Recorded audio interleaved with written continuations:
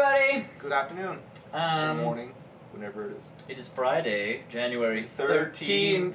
2012. Yay! Huzzah. Welcome to the newscast. Let's get into it. What are you... What am I playing? Yes. I never think, I should really think about this before we always start filming. I actually thought of it now. I did kind of think about it earlier because I started playing Borderlands yesterday.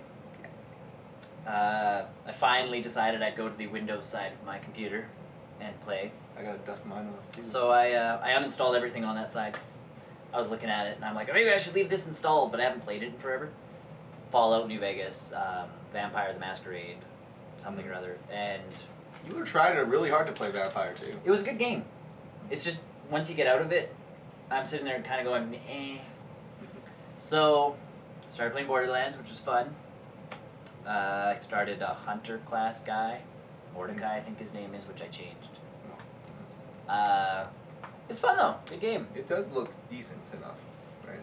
Good game. So I think Borderlands. if I got Borderlands 2, it would be for a console. Oh, that's totally a console experience. Yeah. I got it cheap on Steam, which is why I have it on my computer. And first person wise, it's nice. It looks, I like this visual. But the visual part, my computer just can't. Oh, it can't run everything on high. Stomach it. Yeah. Definitely console experience. So that's what I mean. So the next time I get it, I'll get it for my Xbox. It's funny to see all the people trying to rate Borderlands 2 before it's out, because they did show not a tech demo, but like something about it at, I think it was at PAX last year. Yeah. And it looked awfully a lot like Borderlands 1, visually, not... But visually wise, that cell shaded look doesn't really get... it wasn't just the cell shaded look, but like the character models, the environment kind of felt like the same. It wasn't completely different. Yeah, but what are you really going to do differently for like that's the whole point. You're Spaceship. on a... Spaceship. Maybe. Border Worlds. Maybe they're just keeping that, Yeah, the sequel is a long way away. So. Because I was going to say, if you're on border planets, they're going to be westerny and like all those dust colors. And I would like to see some sort of oriental theme. And think about all those games that are coming out. Rage, Fallout, all those games all look identical. Yeah, and that's why I think... Wastelands! Well, Borderlands 2 it'd be best for your Gearbox to make it different. That's what the sequel. And we don't know. It could be, it's a while off.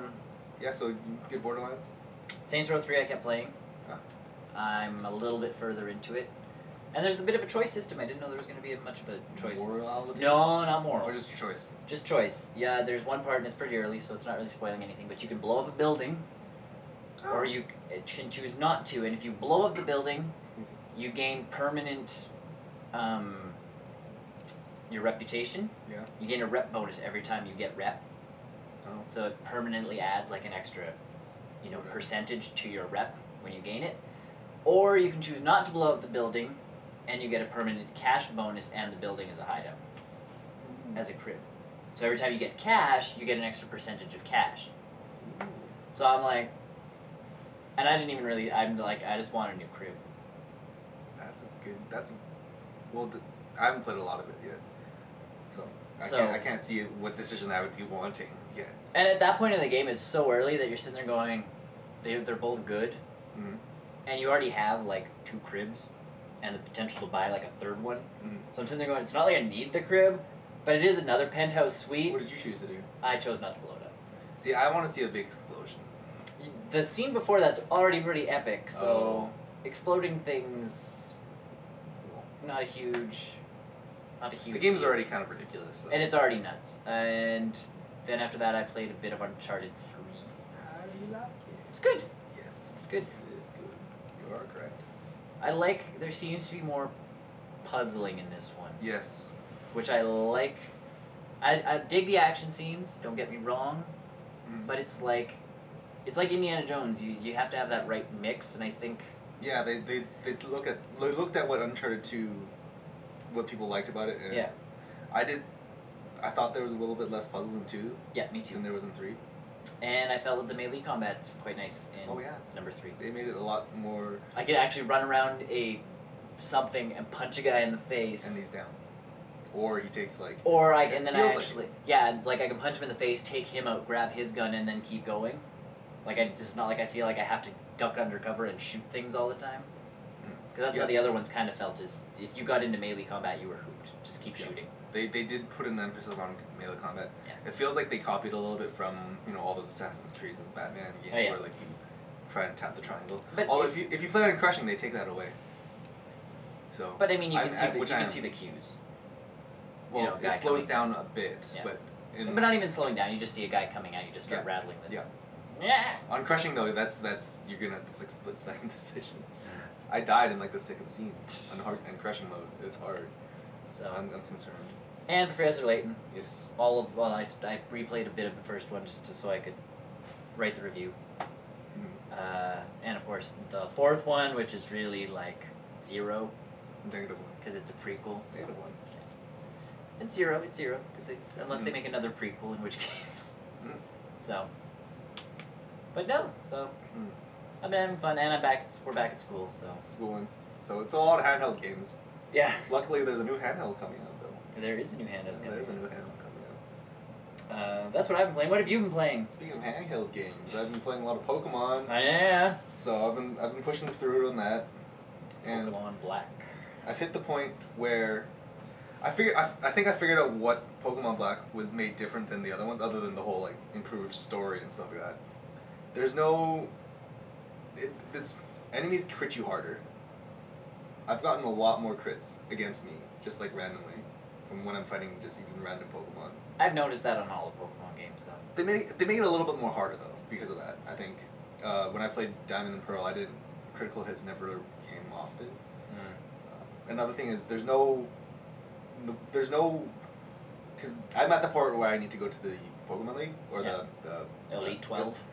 Elite 12. I don't know, whatever they. Elite 4. I know. Pokemon League or something. I don't have any water Pokemon. other than the starter, which I can find by trading. I don't know where I can catch a water one to give him Surf. Okay. Because there was never an opportunity in the gym battles for me to be like, oh man, water is super effective here. So maybe if you caught a water Pokemon, you could totally destroy this Pokemon gym. I never had that opportunity. I actually noticed that going back to Pokemon Diamond. I can't find a fire Pokemon. I finally had to go and catch a Ponyta. Like there was, I looked online because I was literally going through my Pokedex. Like I've obviously seen a fire Pokemon before. No, I've never seen a water Pokemon. So either. I'm sitting there going through this list, like, okay, and then I finally went online and it's like, yeah, you can catch a Ponyta, and I'm like, what else? And they're like, nothing till you beat the game, and I'm like, seriously? So the starter Pokemon or a Ponyta? Yeah, because when you played White, you had the starter Pokemon, the Oshawott. Yeah. And you probably gave him Surf, right? Yeah, he has Surf. Yeah. So and I started with the pig, Fire Pig, awesome Fire Pig, but Tepig. Yeah. Tepig. But obviously, he can't learn Surf. Now, because you get a monkey in the game, don't you? Yes, I chose the green one. Ah, okay. I chose the green one because I get grass. Yeah, I wanted grass. I picked fire for my monkey. Okay. So that's where I got my fire guy until I found a better fire guy. Well, my Simisage that's what he is now. Yeah. He's super awesome against things that are weak against grass. Yeah. Like Seed Bomb just wipes the floor with everything, and he's got a flying attack. Yep. I think which all three of them learn. I think so. Yeah. Acrobatics, I think it was. Yeah. Yeah. So that's like multi-purpose, but there's no, is there rods in the game where I can fish for Pokemon? Because I can't. I think I've talked to a lot of NPCs and I haven't picked up a rod.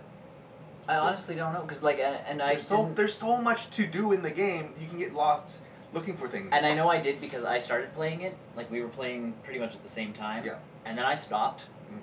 And then I got back into it, and I'm like, it's so overwhelming. I forgot where I was. I forgot what I was doing. And it doesn't help that, like we said last week, there's no journal. Yes. And I don't want to have to keep my own journal. Yeah. I'm sorry, Nintendo, but I'm not gonna, or Game Freak, I'm not gonna actually sit there and be like, today's in Pokemons. What did I do today? I beat up this guy. Yeah, I beat trainer youngster Kevin, and then proceeded down Route 113. My Pokemon gained 3 levels today. Yeah. No. And then at the very end, next step, once you log back in, do this. Yeah. I used to do that with Final Fantasy games. I can see that's my... Like, when I stopped playing, I'd sit... That was me. I'm sound. Yeah, like... When I'd stop playing, I'd literally put a thing on there that goes, this is where I was, This is what I was doing. Like, I'd leave a little post-it note on my computer. Yeah. Like, this is what I was doing, and this is what, like, where I was going, what I was doing, the next goal that I have to make. I know. I have the same problem right now because I downloaded Final Fantasy VII on the PlayStation Store, and I'm not saying I haven't played Final Fantasy VII before, so I know how to finish the game. But I dropped it for a little bit because I was not getting bored of it. But I was like, "Yep, that's that. Oh, another game." Yep. So I got back to it. I'm like, "Where do I go?" Because that's the problem I'm finding with Pokemon is just I appreciate that the content that they're in there's like everything you can do from props to. Oh yeah. I like the rotation battles. I want to see more of those. Yes. Those are neat. Well, you got rotation battles and I got triple battles? No, we all got the same. Did we all get this? I thought we got something different. No. With the battle system thing. No. Oh, okay. No. Rotation battles and all of them. Because your rotation, you have to actually talk to a specific person in the last city. Yeah. And then she'll teach you how to use it. Oh, okay. But that's the last city. Right. Which, it's kind of moot. Because rotation battles, have you tried it yet? Not that I know of. Okay, so what it is, it's like triple battling. Right. Because, yeah, I start with triple battling, but because you don't start with triple battling, do you? Start? I never got it. Yeah, so you get it later. Later? What is later? I don't know. Apparently when I can get rotation battles, you can get triple battles. Because that's what I got in that one city. Mm-hmm. Is which ones? White got triple battles, and you guys are supposed to get a different kind of battle. I didn't realize that. Yeah. That's weird. That was one of their other differences. That's a strange difference because that's a huge. What? Triple battles are weird. I don't like them anyways. But rotation battles is different because it's 3 Pokemon on each side, and it's a 1-on-1. But then depending on which speed your Pokemon goes, it depends on when you rotate it. Because before you fight, you push the fight button. You can push the rotate button to rotate to the next Pokemon on the side. So, say it's like a fire Pokemon on their side, and they're going to use a fire attack. You can switch to your rock Pokemon, and he'll absorb the attack because he'll take like 5 points of damage. Right. And then you'll respond with the rock slide, and you'll be like, or it's a bunch of strategy. No kidding. Because you can still see the other person's Pokemon in the back, so it's like, oh man, if I time it right, I know he'll switch to that one. Lightning bolt now, even though it doesn't look like it'll do anything. No, triple battles are literally just 3-on-3. I think I've done a triple battle. I think I've done a rotation battle too, but I don't think I can. No, like initiate. I don't think that's a difference. Is there? Yeah, I think that was one of the things. That's weird. That seems like a very weird thing to be exclusive to one version. But that's like Pokemon. That's everything about Pokemon. No, but that's like game mechanic though. That's not content. I know. Because I know I got Fire Pledge from my Embor guy or whatever. And I was like, I know that if I use this with the other ones, it becomes stronger, so I'm going to hold on to it for a little bit. And it was the weakest, one of my weakest attacks ever, so I was like, man, when am I going to use this? So I'm like, I got bored with keeping it in my moveset, so I just erased it for like Flamethrower or something. Yeah. I don't know. Pokemon games are weird. Yeah, Pokemon games are weird. I enjoy them, I don't know what I'm going to do about a water Pokemon right now. We'll find you one. Maybe I'll just... My biggest thing with them too, and I know people because I looked this up online, but what to do after? Yeah. Well, like I've beaten the game, and I know I can go and catch them all. I'm not catching them all. And I know I can do that, and that would be an actually interesting thing if I actually had dedicated time to do that. I'm not 12 anymore. But, yeah. I don't have the time to go around finding out where they all are, catching them all, doing all that fun stuff. That's the thing, yeah. And I knew there was something about it where you have to find these sage people. But they're hiding, and they give you no clues. You literally randomly run into these old men. And then people are like, then online battle. And I'm like, I already get my butt kicked. On regular battles. Like in Battlefield against people that play all day. I don't need to be up against other Pokemon trainers kicking my butt. Yeah, because people online min-max. Oh yeah, they've gone on the internet, they've got all the strategies, they've got all the... They know how to train the Pokemon. There's actual legitimate ways how to train your Pokemons. Yeah, like I just sit there and go, okay. No thanks. No. I'll play against my friends. Yes, because I know my friends don't do that stuff. Yeah. So that's been in my... Right, yes, you've been really playing that one. I popped in Chrono Trigger. Yeah. On my DS because I had the urge to play it. Mm-hmm. I blame you, Giant Bomb guys. You and your stupid little endurance run. Because it's funny because those guys have never actually played. Ryan Davis and Patrick Klepek. They've never played Chrono Trigger before, so it's funny watching them do something and be like, "Why are you using that level 1 attack?" And like, I just want to punch the screen so many times. It's like you see them miss a chest or something like that, or it's like. I was gonna say, and they're totally okay with that, like with people yelling at the screen. Apparently. That's an odd game never to play. Yeah, that's another thing, right? So like I've heard people say they haven't played Earthbound or something like that, but that's understandable. That's a very niche game. Yeah, like an incredibly niche game. But Chrono Trigger was one of those huge RPGs of the Super Nintendo era. It blasted off the RPG world, much, along with Final Fantasy VI. And especially with less good ways of getting games. Yeah. It's not like it's not available. No, it's pretty much everything except for an Xbox now. And now Chrono Trigger's on everything legitimately. Yeah. How have you not played it before? Well, it's funny watching them. I think it's more entertainment for that. Yeah. Purpose, but yeah, them playing that all the time has been me going, okay, you know what? I should really play Chrono Trigger. Well, I was debating like putting my copy in and then racing them to the end of the game because like I know all the tricks, I know all the traps, I know all the the secret magic tab areas, and I watched him try to fight a boss fight like 3 times in a row. They're like, why do we keep dying? I'm like, because you never mind. Yeah. I can't communicate with you guys like that. So I've been playing a lot of that. Played Bastion. On my computer laptop on Chrome. Yeah. Which is amazing. It works really well on Chrome. It's a fun game. It's a fun game in general. Yep. But I'm surprised how well it runs. There's no problems with controls. There's no issues with. There's a bit of screen tearing, which I'm okay to forgive. Yeah. Because I also bought it for $4.99, which I'm thinking to myself, that's a deal and a half for it. And for something that's on my web browser that I can just take anywhere I go, that's awesome. Oh, that's great. And I figured out what to do with the whole signing in thing was. I think it's I think you have to sign in to sync your saves across the internet. So I was like, okay, you know what? I'm just playing on my MacBook Pro anyway, so I'm not gonna sign in all the time. Yeah. So, Bastion, you play with the mouse and keyboard, and I don't know. Mouse and keyboard works. Does that combo work? Or? Yeah, it actually works really well because it's really tight. It's I don't know, WASD mouse. Yeah. That's about it. The 2E and Q are something for grabbing things. I think I played about 2 or 3 hours of that because I also connected it to my TV, my MacBook Pro to my TV, and I used my wireless keyboard and mouse to play it on my TV. So it's like playing it on my TV, on my small TV. Now that it's whatever. So I've been playing a lot of Bastion. I actually didn't load up TF2 this week, which surprises me. I was thinking about that. I'm like, I didn't play any TF2. That's the world is officially ending. It's 2012. Yeah. 2012. The week that Tony doesn't play TF2. Boom. Oh shit. I've been playing Saints Row 2, 3, the third. Saints Row the third. I didn't play a lot of it. I played like 30 minutes of it. Yeah. And while you had a unique experience starting the game, I think maybe. Once I got the penthouse, I got yes.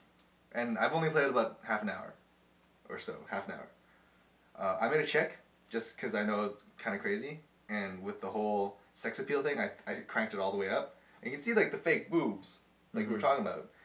But for some reason, it didn't load a shirt onto my character. So I played through the entire introductory area of the game with a chick with no shirt on with giant knockers. So I'm like on this plane punching these dudes, and she's got no clothes on, and a hat and some sunglasses. And the character's like, "What are you gonna do, boss?" I'm like, "How is she your boss? I don't get this game." Now maybe that's because we didn't play 1 or 2. There's probably some sort of like weird connecting story thing, but I just started playing 2. Yeah, because it comes free. Comes free. With a PlayStation version. Not a good game.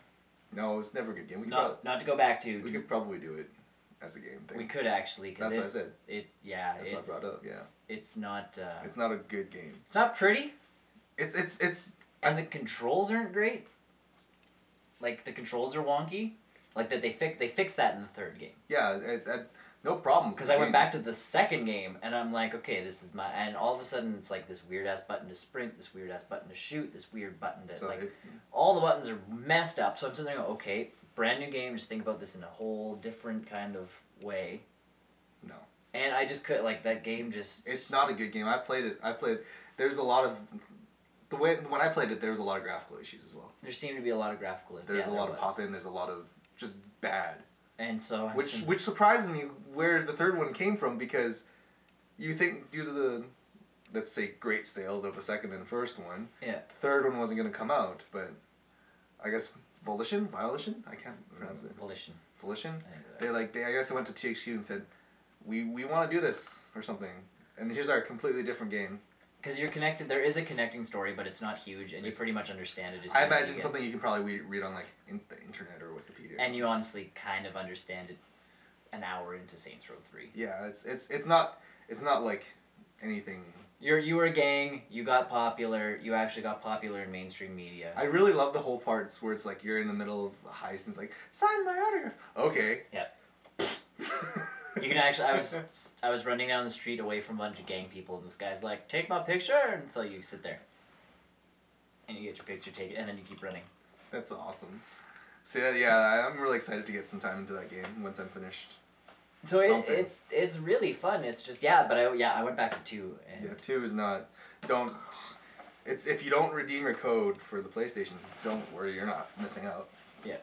Oh, that's what I forgot to do. What? I downloaded... Okay, so if you are on the PlayStation Network and Xbox, you can download the demo for Final Fantasy 13-2.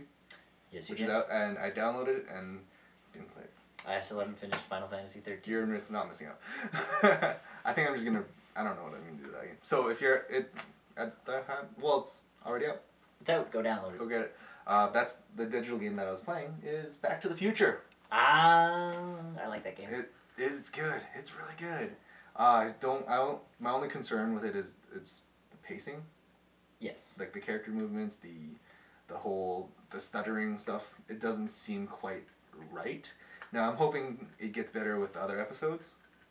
Okay. Just because how much of it? Because I know you have it on the computers. Yeah, I finished episode 1. Okay. And that's all I have so far so finished. I'm hoping that 1, 2, like the rest of them, get a little bit better. But I also found that problem with the Sam & Max games that I also got for free. Those seemed a little bit stuttery too. Well, I think it's just the way they're trying to tell a story. No, but like not the... It was more of the engine kind of... The character models kind of catching up with itself. Where it would pause a little bit. Not pause, but like it would stutter. I didn't have that problem. I thought... Well, I'll show it to you, because you probably have a version. I do, it's on my PlayStation. Yeah. And my computer. But I think that's just a Telltale thing. And that's fine, because the story is so funny. Yeah, it's so funny. And I mean, it's simple. Like, the game itself is simplistic and all that stuff. But and I think it's better. I think Back to the Future works probably the best as one of those point-and-click adventure games. Oh, yes. Just because for them to have the story written already, yeah, like, somewhere down the line it's going to reference something in the first game. Yeah. Or something like that. The other thing with that game is you think about it and you go, man, it would make a really cool action game. Except all you'd get is hoverboard flying, car driving, and maybe like a chase down scene between you and like a Biff Tannen type character. Yeah. And the rest of those movies is dialogue. Like that is what made Back to the Future was puzzles and dialogue. Like the dialogue between the characters. So did you notice the Twin Peaks or Twin Pines turned into Lone Pine, single Lone Pine? Yeah. What happened? Did I tell you about that? The Easter egg in the movies? Yeah. Okay, well, for you guys, there's a scene in the Back to the Future movies where there's, I think it's called Lone Pine Mall, Twin Pines Mall? Twin Pines. Yeah. It's shown off in the first movie, and then somewhere in the trilogy of movies, they knock over a pine tree, and then when they reference it back in the third movie, it becomes one, like, Lone Pine Mall. So, yeah. I guess that's going to somehow factor into the game somewhere in the episodes. I think... Because I picked up the Sam & Max games. I never played those. I never played through all of them, rather. But I think I'll be motivated to do the Back to the Future ones, because... for starters, it's Back to the Future. Yeah. And the guy sounds like Marty McFly. They found the best guy to He sounds really good, doesn't he? Yeah. And Episode 5 does actually have... He actually has... Michael J. Fox. That surprised me. He's not Marty. He's a different Marty. Ooh. So they got the kid to do all, like, the kid that sounds like him, they got him to do all 5 episodes as Marty McFly, but then there's a future past something Marty that shows up, and that's Michael J. Fox. That's gonna be so cool. Just, I think, because they find Michael J. Fox, finally got the time to do it, and he's like, guys, can you fit me in for, like, anything? Like, that would be cool if he's just, like, in the ending credits or something. No, he's a viable character. And the fact that they got I can't remember his name, but they got the same Doc. Yeah, Doc is Doc. And the Brown? Yeah. He's so good. Yeah, that game. Yeah, you're right. Yeah, the game is just so expertly written. Yeah, well, it's the same guys that made the movies, so. Mm-hmm. So that's kind of what I've been doing the past couple weeks. Oh, and I've been playing Words with Friends and all that junk. Oh, mini phone stuff. Yeah. I've been, after I got Street Fighter for my 3DS, I've almost deleted all my iPhone games. Because I don't really play them. Tiny Tower. Tiny Tower. The only advantage is that it's free. Yep. Oh no, I wouldn't play it if it weren't free. This game blows. Don't get me wrong. It's just addictive. You know, they have clinics for that. They do. It's like it's a mobile game. All mobile games can be addictive if done right. That's the whole point. Except this one I like because I don't actually have to spend money. Like, at no point have they sat there going, to continue. Yeah, it's or like, get more towers for this money. You can. There's microtransactions. Yeah, the option for microtransactions is totally there. It is a freemium game, guys. But they give you all the resources you need. You just have to wait it out. Like, I'm waiting to get enough tower bucks things to build a faster elevator. And I need 75 tower bucks. And it's taken a couple weeks, but I'm almost there. And I don't play constantly. Like, I literally do that and then shut it off. So. Weirdo. I'm not I will never break into freemium games that way. I liked Sim Tower, and this is kind of as close as I can get without actually finding my Sim Tower disc and booting up my PC and going that route. Yeah, the next time I load up my PC is when Mass Effect 3 comes out, I think. Then I boot up my Xbox. Well, for you, but I started on the PC, so that's where my save is. And that was before the PS3 version. So. PS3 didn't get it, or Mass Effect 1 anyway, so. There was Mass Effect Redemption.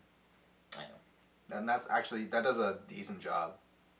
Of going over the major stuff. You can download that for Xbox, and I'm like. Really? Yeah. Cool. Shall we? Sure. Do we want to start with CES stuff or SOPA stuff? CES, I guess. CES is fun stuff. News! So this week has been CES, the Consumer Consumer Electronics Show. Yes. In Las Vegas. The 3 or 4 days. Which, if you don't know what it is, it's pretty much well, actually, I was going to say it's the E3 of computer shows, but a little bit of history. E3 actually spawned out of CES. Right. So, technically, the original electronic show. Because everybody, like, all the big names still show up there. Nintendo shows up there, Sony shows up there. Microsoft's dropped. This is the last year that Microsoft's going to be in CES. Yes. They're not going to do next in 2013. No. Which is, whatever, I don't really care. They don't really need it. That's why Apple doesn't go to CES. I was going to say, there are so many of these things now. Yeah. Like, and what's getting me is people making their own shows, like trade shows and all that kind of stuff, or cons. Mm-hmm. It's like Blizzard has their own con. Well, what did you feel about Minecon? I don't get it. For Minecon, I don't understand that as well either. It's one game. And how are you going to span that for 3 days? And it's a very small game. Yeah. For that matter. Like BlizzCon, I can see that because they can do. You can devote a day to StarCraft, a day to Warcraft, a day to Diablo. And then you can do like competitions, throughout. Yeah. And that's fine, but for something like and I mean, BlizzCon still kind of bugs me a bit, but at least yes, there are viable things you can do for a whole weekend. And that's why I think Nintendo stopped doing Nintendo World. Probably.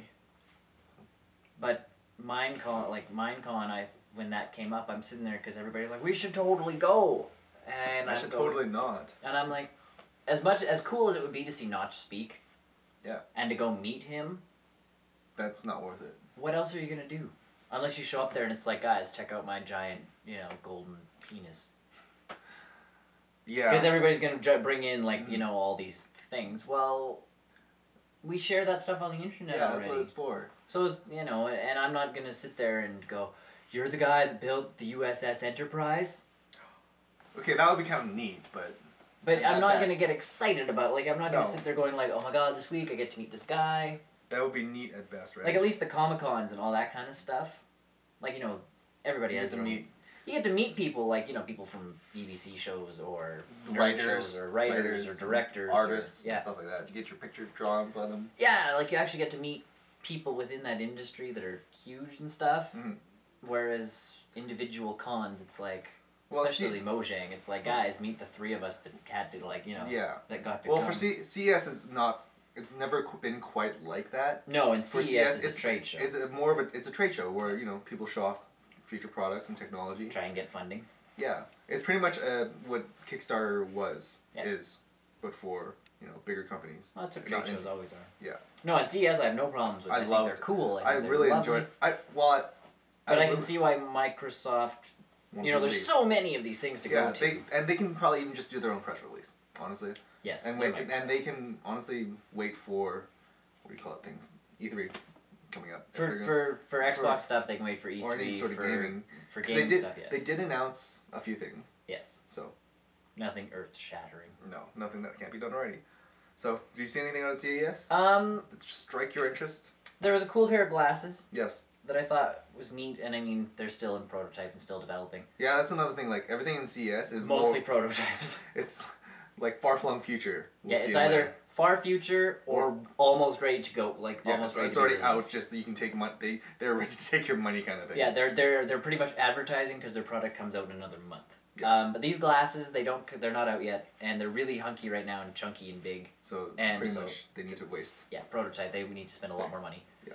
But... They actually make it so you can have a HUD or you can connect into something else. So you can actually connect into your iPad and see your iPad here.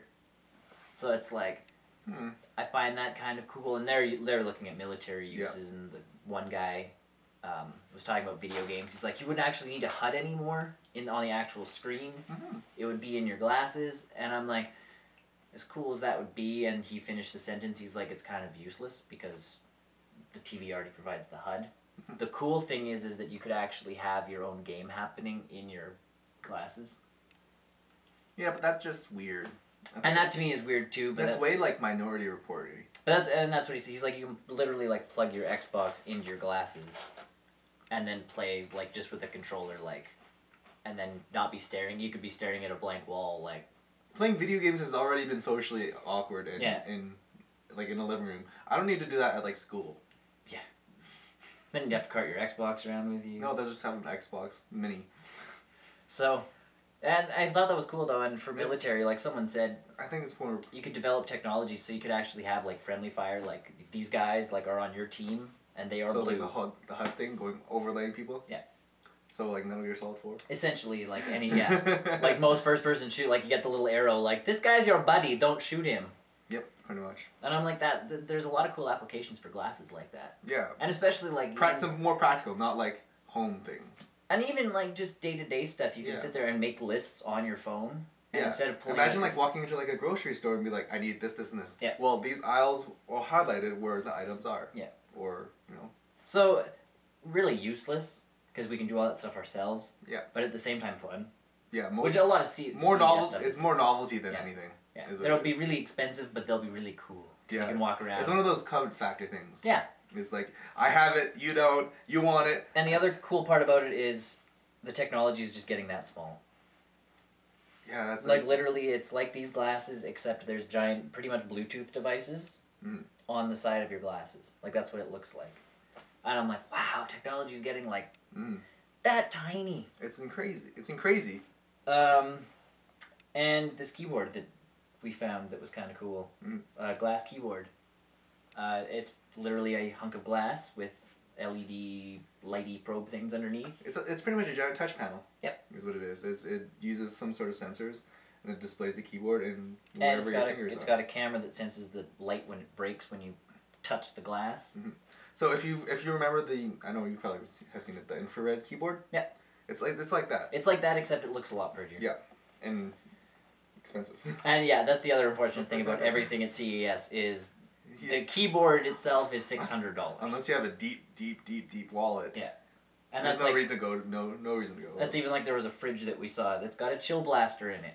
Mm-hmm. It can make, I think, 2 cans of pop. Like, that's how big this thing. It's not that big. It's at the bottom of the fridge, and the freezer's on the bottom. You literally put 2 cans of Coke in, and it will make them the perfect temperature for drinking in 8 minutes. Okay, so my biggest problem with that one would be like I can do the same thing with a giant bucket of ice salted water. Yeah. Except this shakes the pop, so it doesn't get ice crystals. Well, yeah, when you put it into the thing, you spin it too, because you have to get agitation. Now this is sciencey. You have to agitate the salt. Yes. So that's how that works. That's how my method works. That's how I've always done it. Yeah. And drunk people are always amazed. So. I just put pop and beer in my fridge. Yeah. Well, the day before I have an event. No, but what if you buy more during the day, and it's not cold?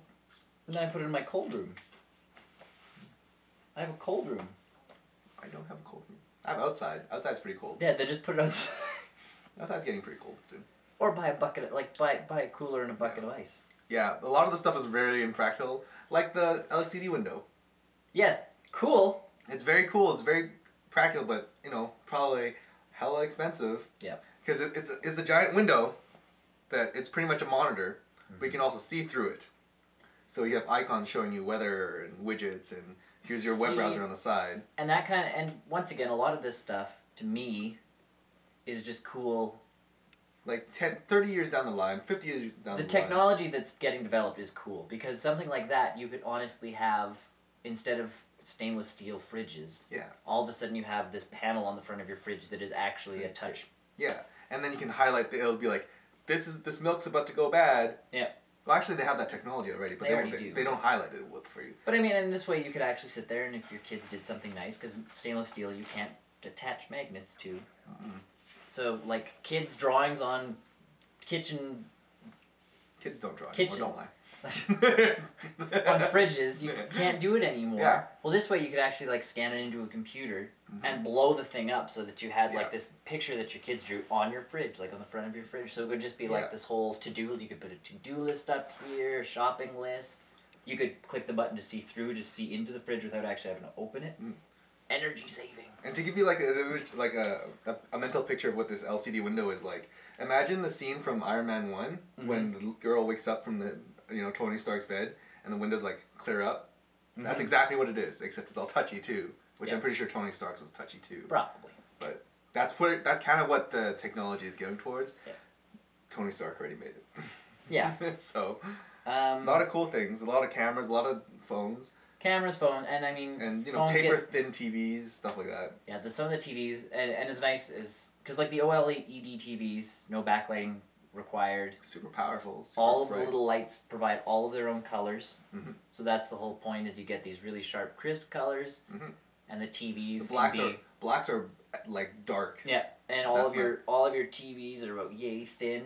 Except I'm not spending that much money. Yeah, no, it's still hella expensive for that stuff. And honestly, I'll still need a console-type base thing for a TV anyways, because I still have a DVD player. I still have an Xbox, a PlayStation, a Wii, a stereo system, depending on... I really like some of the what do you call those things? Brain fart. What are they called again? Phones, cameras. The auto stereoscopic 3D TVs. Now, that's fancy term for no glasses 3D, and it's what the 3DS does. And it does it really well. But people have been trying to perfect it for the TVs for the past 2 or 3 years. And they're getting really, really close, except it's, money. But what it is you can have, 4 or 5, I think the Sony one had 9 different heads attached to it. And what it is, it tracks the eyeballs on the people, and how auto stereoscopic 3D works is that it adjusts the lines so that it fools your eyeballs into thinking it's in 3D. So as you're moving your head around, the TV kind of adjusts it to optimize it for your viewing angle. Yeah. So it's a lot of tech. It's a lot of tech. It's a lot of money. But it's it would be, that's the best way to do no glasses 3D rather than like you have to sit here the entire movie. Oh yeah, no, that'd be impossible to do. But and don't move your head. Yeah. Don't laugh. Don't smile. Don't sneeze. Do not move. So that's the best way to implement that, I think. And they're doing it really well. Yeah. And probably 3 or 4 years left down the road, it'll almost be standard. If 3D is still around, then yes. I think it will be. It'll be around. 3D, I'm not so sure. I think so. Because even movie studios aren't doing as much with 3D as they were before. Hobbit's in 3D. I know. Star Wars is in 3D. I know, but even there's a lot of I forgot what animated movie I went to see recently. Mm-hmm. They did not have a 3D version, and it was like an animated movie, like 3D Rango? Animation movie. Nope. Maybe it was Rango. Rango wasn't in 3D. Well, yeah. It's not even by any of the big.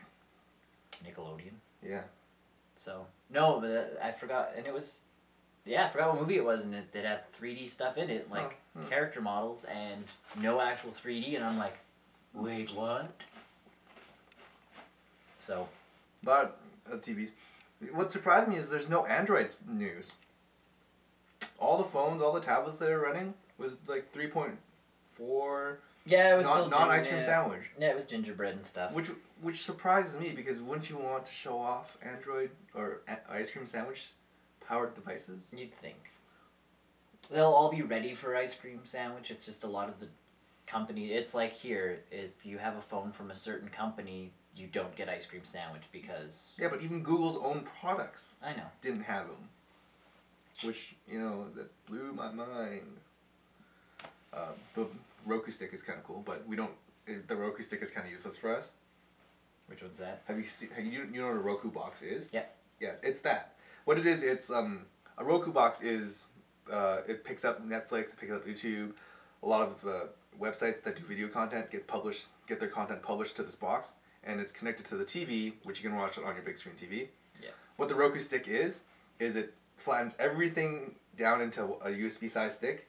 You plug it into the HDMI port, and that's it. That's all it is. Oh, that's kind of neat. It has your Wi-Fi. It has a little bit of memory for saving bookmarks, data, stuff like that. That's it. The device is powered through the HDMI cord, right. Like the plug-in. So that's all you really need. The only downside is that it requires a specific HDMI port. And which I think is not a problem because a lot of modern HD TVs are already equipped with it. Yeah. I think it's within the last. My TV won't work. This TV should be able to do it. I think as long as it's 1.4 HDMI or higher, it'll be okay with it. By the way, folks, there's a TV in front of us. Just letting you know. I think you might have seen it. Yeah, if you've watched our bottom of the barrel thing, you kind of can tell where we're sitting as to where the television is. But I'll upload some of those behind the scenes. We're essentially staring at a TV. I'm okay with that. Yeah. But yeah, the Roku stick is that. Everything is powered by the HDMI port, which powers the Wi-Fi, the OS, and just power in general. Oh yeah. And I think it's a genius idea. Unfortunately, it's kind of moot for us. Even though we can get the Roku box up here, there's no point because we can't have Hulu. Yes. We'd only be using it for YouTube and Netflix, which PlayStation and Xbox can do. Already do, yeah. I was just going to say. So, it's kind of moot for us. Something else doing Netflix, PlayStation Vita. Yes. I don't know why that was big news. That's not big news. All over the internet, it's like, Netflix on the PlayStation Vita. I'm like, I read it once and I was like, that sounds like a good idea. Well, if it's on the 3DS, it's going to be on the PlayStation Vita. Like, Netflix forced themselves out to everybody and everything that they can. And with a 4.3-inch OLED display, you'd be stupid not to take advantage of that. Yeah. It would look gorgeous on there. So that just makes me super cool. And they said ready by launch, so by American launch. So, good thing. And I'll be using my Twitter app on my Vita, PS Vita, which I'll use like once or twice. Yeah, and then you'll go back to your phone. Yep. So CES, it's over today. Yeah. Or yesterday night, or whatever. No, it's over today. Today? Friday. Okay. Friday. Okay. It's over Friday. Today is Friday for There's other stuff too, but it's nothing out of the ordinary. It's nothing exciting. No. We just kind of found fun stuff that they put out there. Mm-hmm. Otherwise, yeah, it's a lot of phones. A lot of phones, a lot of tablets, bigger. a lot of phones. There's a hybrid phone Android tablet, and it's like this big, and it's a phone still, so you can still use it as a phone, but it's big enough that you can use a stylus for it now. Because there was one phone that they were showing off that I was watching, and they're like, it's super thin and it weighs almost nothing, except it was like this big. And I'm like, that's almost, like, that's a mini tablet. You squashed my phone thin. Essentially. So I'm sitting there going, where is that supposed to go? I appreciate the technology to make it thin, but... At the same time as making it thin, you have to make it... Yeah. It needs to pass my pocket test. It needs to fit in my pocket, folks. Pocket test. That's why I don't like anything larger than probably your phone. Yeah, because I was going to say, if I wouldn't have got my phone if it wouldn't have fit in my pocket. That's pocket. Because where else am I going to put my phone? And I'm not buying one of those nice little holster things. Yeah, I'm not a holster person. I'm not a business dude. Okay. More news this week. Yes. Because it's approaching. Very soon. SOPA. See if I can find out what it actually stands for. Stop Online Piracy Act. We're Canadian, just FYI. This is only for the States, but it's a big deal. It is a huge deal for everything because it inversely affects everyone. They pretty much want to block the internet. They want to start censoring the internet to make sure that people aren't using, that they can't pirate, so that any kind of copyright materials can all of a sudden be removed from a site, and any site that subsequently shares that news will also be blocked. So can get sued, can get blocked. It's like a web, pretty much. Yeah, it trickles down. Essentially, if CNN reported a story, posted a picture of something without getting permissions first, which they are good at, but as an example. Yes, and every once in a while, that kind of thing happens. Something slips. So then someone sees it on CNN, they go, oh, this is cool, so you share it on your Facebook. Someone from another news site sees it on someone's Facebook, they throw it onto their website. And then Twitter. And then Twitter sees it and all this other stuff. All of those sites would then, their IPs could be banned, and they can all get sued, and they can all get felony charges. Yay! Like, I don't understand who thought this would be a good idea, because that's pretty much the crutch of how the internet works. This is how we share information. The plan was to stop pretty much torrent sharing sites. Well, then just block those. If you're concerned about that stuff. And the best part is people who pirate stuff have come up. And they go, this isn't going to stop us. Morons. Mm-hmm. We will always find a way around. They've done it before. To pirate stuff. You guys have tried things before. It does not work. They've done it before. They'll do it again. Yeah. So, the pirate people are sitting there going, don't ruin our internet, because essentially what happens now is YouTube becomes useless unless you're making original content like we do. Which would be difficult at times, because sometimes we put pictures up. Yeah, and which we could no longer even think about doing. We would, you can't take any kind of chance, which also makes it harder on YouTube, because then they'd actually have to go through all of your videos before they even post them. Yeah, they would have to either hire people or develop an algorithm or something. You'd have to hire people, because people could. Like I can't wear the Superman shirt. Essentially, we could get in trouble.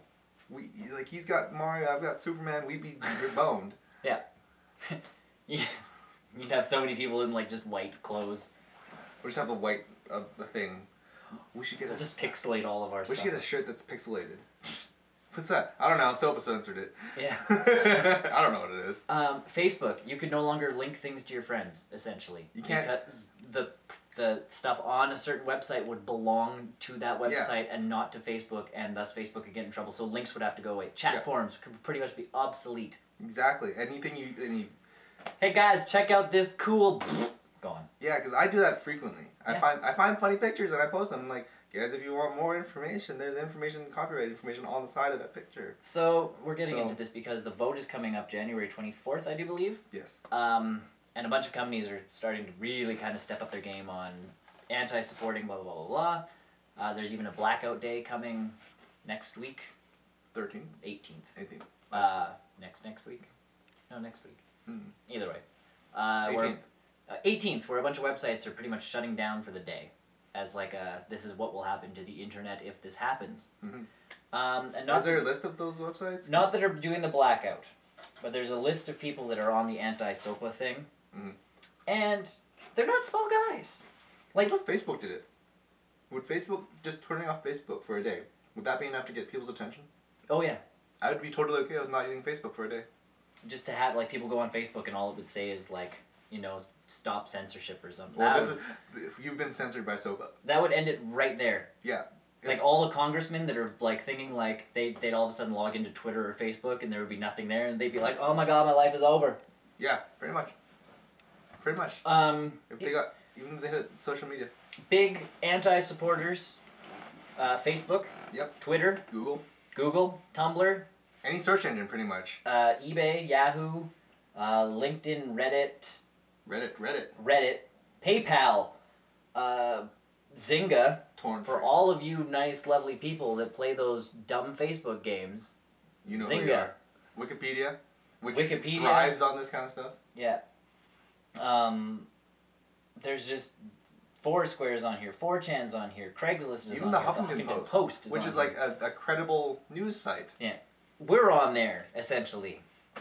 Our name will never make a list because we're not that important. Yeah, we are. I like to think that. We'll make our own list. Oh, barrel list. Entertaining type people, like anybody who does a Let's Play, yeah, you're done. Yeah. You can't do like, oh man, what can like internet sites like that do if this goes through? No, you can essentially. You can write a story. That's it. No pictures. Yes, like our reviews would have to go out without pictures. We could no longer do Hump Day humor. The Sunday videos? Sunday videos would pretty much be over. Unless it's just me doing this all the time. That's all you'd get every Sunday, just Tony. And every once in a while. Yeah. So that's what I mean. This is a big thing. So if you live in America, please start writing your council members and all that fun stuff. I don't know how. I don't even go up to protest. You can write emails to Congress. There's a whole website. Go to americancensorship.org. Link in the description. Yeah. You can lobby against Congress. You can actually put something on your website, which we're going to work on. It's easy. Yes. Black bar. Yeah. This week, protest censorship with us. So, like, you can just go on Twitter and start posting this shit. Yeah, just to get the... Hashtag everything SOPA. Get the word out there. And there's even a video on how SOPA will actually work. Because congressmen have this idea of the internet and video games and all this kind of... Well, they're all, like, old people. And they don't try to understand. They're just like, this internet is a dangerous place. They still think that it's the 1990s. Yes. Where, like, hackers can hack into anything. Yeah. Apparently. And... Which is true, but... Which, yes. You know, but it's gone beyond that. It's evolved, to say the least. As this is getting closer, we just wanted to talk about it a bit more, just to kind of... This is a bad thing. This is a very bad thing for the internet. And even people like us in Canada can be affected by this. Yeah, like, don't think that it's just America. Yes. Because whatever you guys... mostly whatever Americans do, a lot of other countries do. So that's step one is a bad thing. And step two, all of a sudden you have a bunch of people who produce really good stuff. That don't live in America. That like, can't... The funny stuff, great stuff, and either we'll get blocked in America, like our IPs will get blocked, or we can actually get charged with a felony. Yeah. Which is the criminal act. Now, I don't know anything about, laws or anything, but can we be charged with something that's in a different country? I believe that's how it would work, is we could no longer go to the United States in fear of getting arrested. If we went against an American company, like took, a picture from a Nintendo game, and put it on there, we could technically get charged if they did not love us. And that's the other thing, is it's all, like, that's what they're trying to say, is it's a choice system, like, you don't have to get sued. Like, if someone is okay with you using their stuff, they don't have to say anything. But what happens with free speech and free anything? What a lot of people are going with. Because that's what the internet is for. It's free ideas. Yeah. And free everything.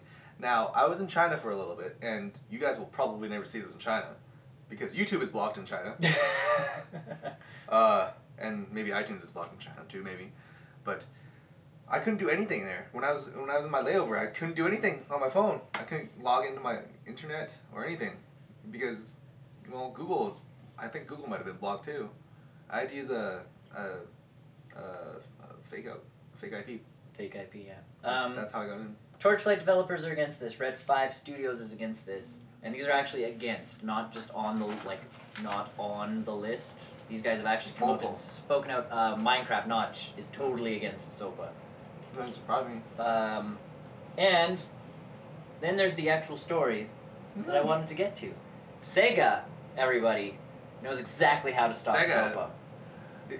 Sega is smart. Yes. So, someone wrote a letter to Sega asking if they were for or against SOPA. and they got this lovely reply back. Generally, these issues are caused by bad installs or junk data that's stuck in the system's memory. The first suggestion would be to perform a hard reset on the device. It's best to attempt this any time you experience performance problems with your device or have an app crash.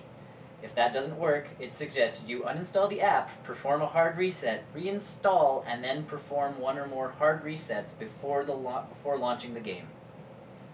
If your problem continues, please let us know. So essentially, we have to perform a hard reset on the United States of America. I'm okay with that. That's kind of broken already. So, I don't know how you perform hard. Sometimes there's like a couple buttons you have to hit at the same time. You have to do the claw, the eagle claw. Yeah. It's an eagle claw with your tongue. Yeah.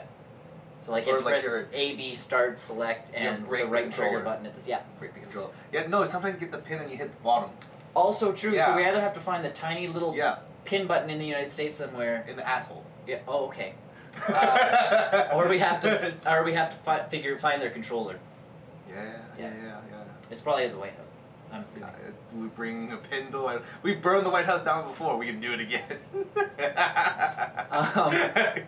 Either way, Sega, it was obviously an automated response system to a question, like an email.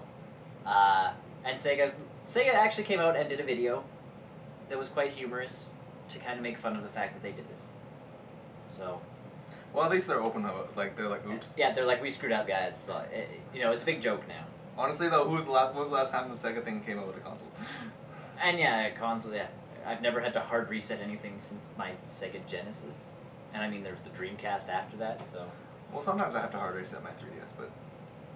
I've yet to hard reset my 3DS. Well, because I don't know, it's weird app switching from Netflix out. But that's because Netflix said, nah, they're terrible. That's a different story. That's a whole difference. That's a whole different ballgame.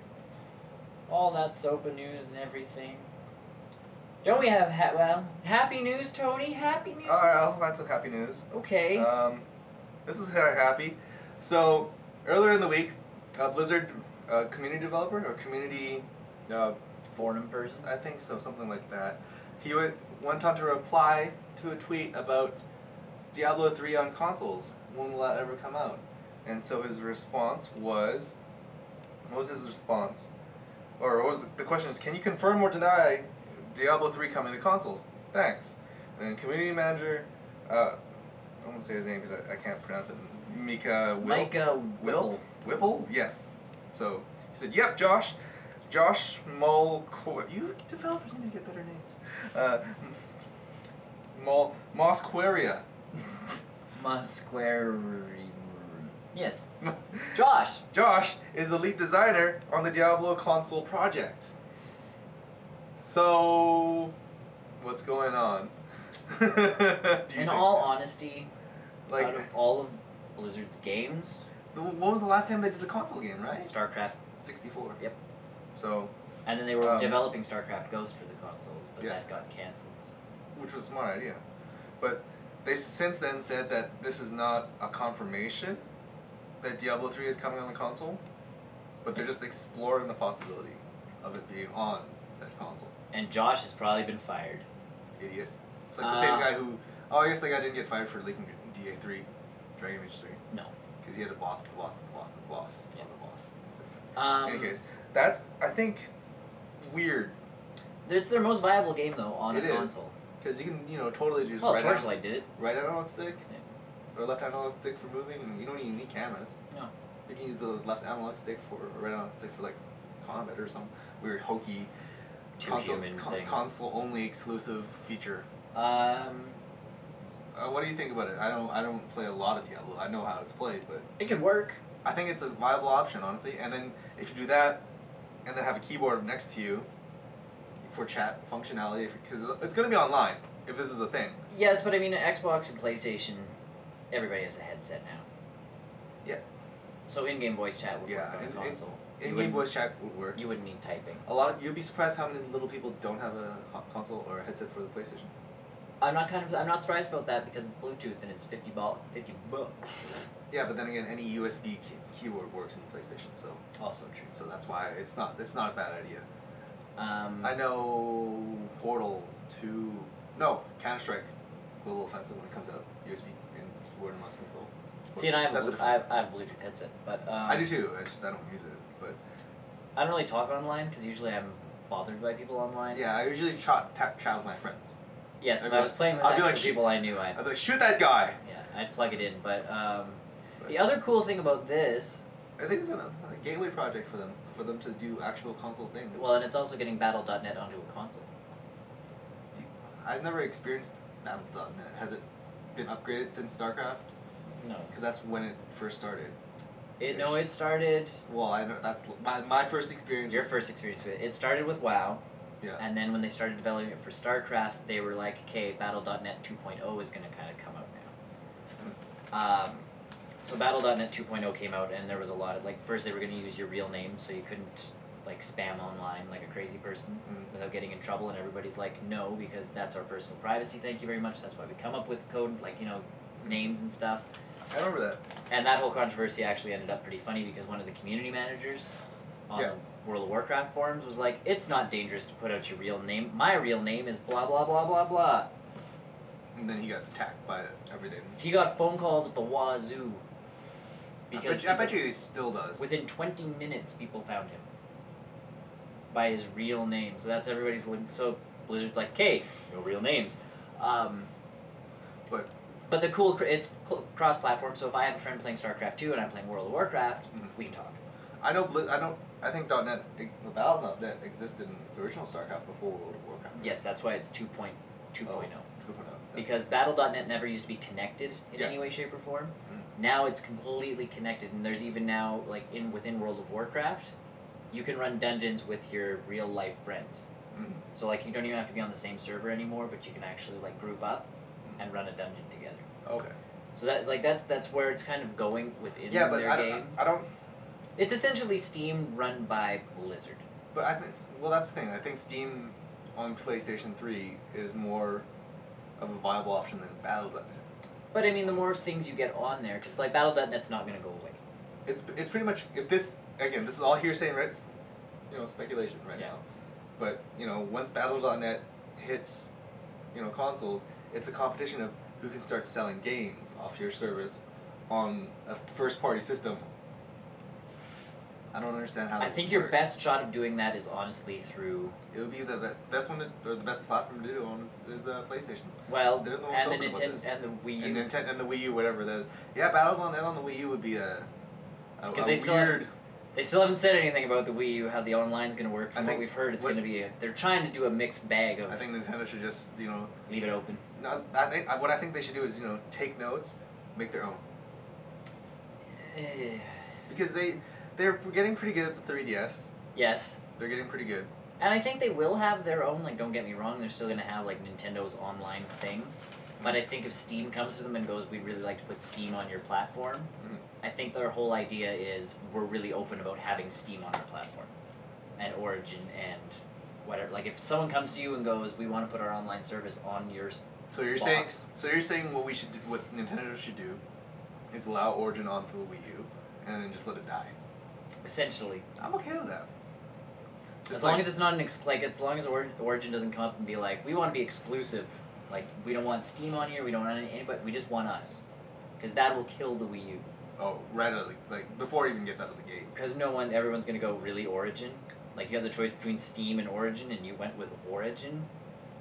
No kidding.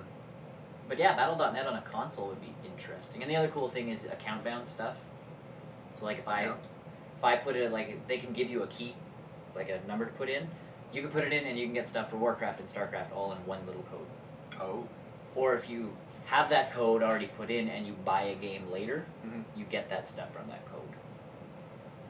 Oh, PlayStation kind of stuff already. I guess there's some weird backward stuff that when you put in the codes for the PlayStation stuff, that happens too. Yeah. So for them, it's better than Steam because Steam didn't originally have that whole trading system that they do now. And that's kind of what Battle.net had first, was all of a sudden you have an account, let's say you put StarCraft on your account, you got a collector's edition, you get a free pet over in World of Warcraft. So everything's just... Some cross games. It's all just so seamless, right? Yeah. So... But I know Steam's a little bit more, Valve's a little bit more open with that stuff because they do other games that are not Steam games. Right. Which is kind of cool. And then, but they have their restrictions on there as well, which is why you don't see like Minecraft on Steam. Like there's just. And a lot of it is just developer choice too, right? Yes, and a lot of companies have their choice, and Blizzard's a big enough company that Battle.net would be. And EA is enough of a douche not to do it, so. Yes.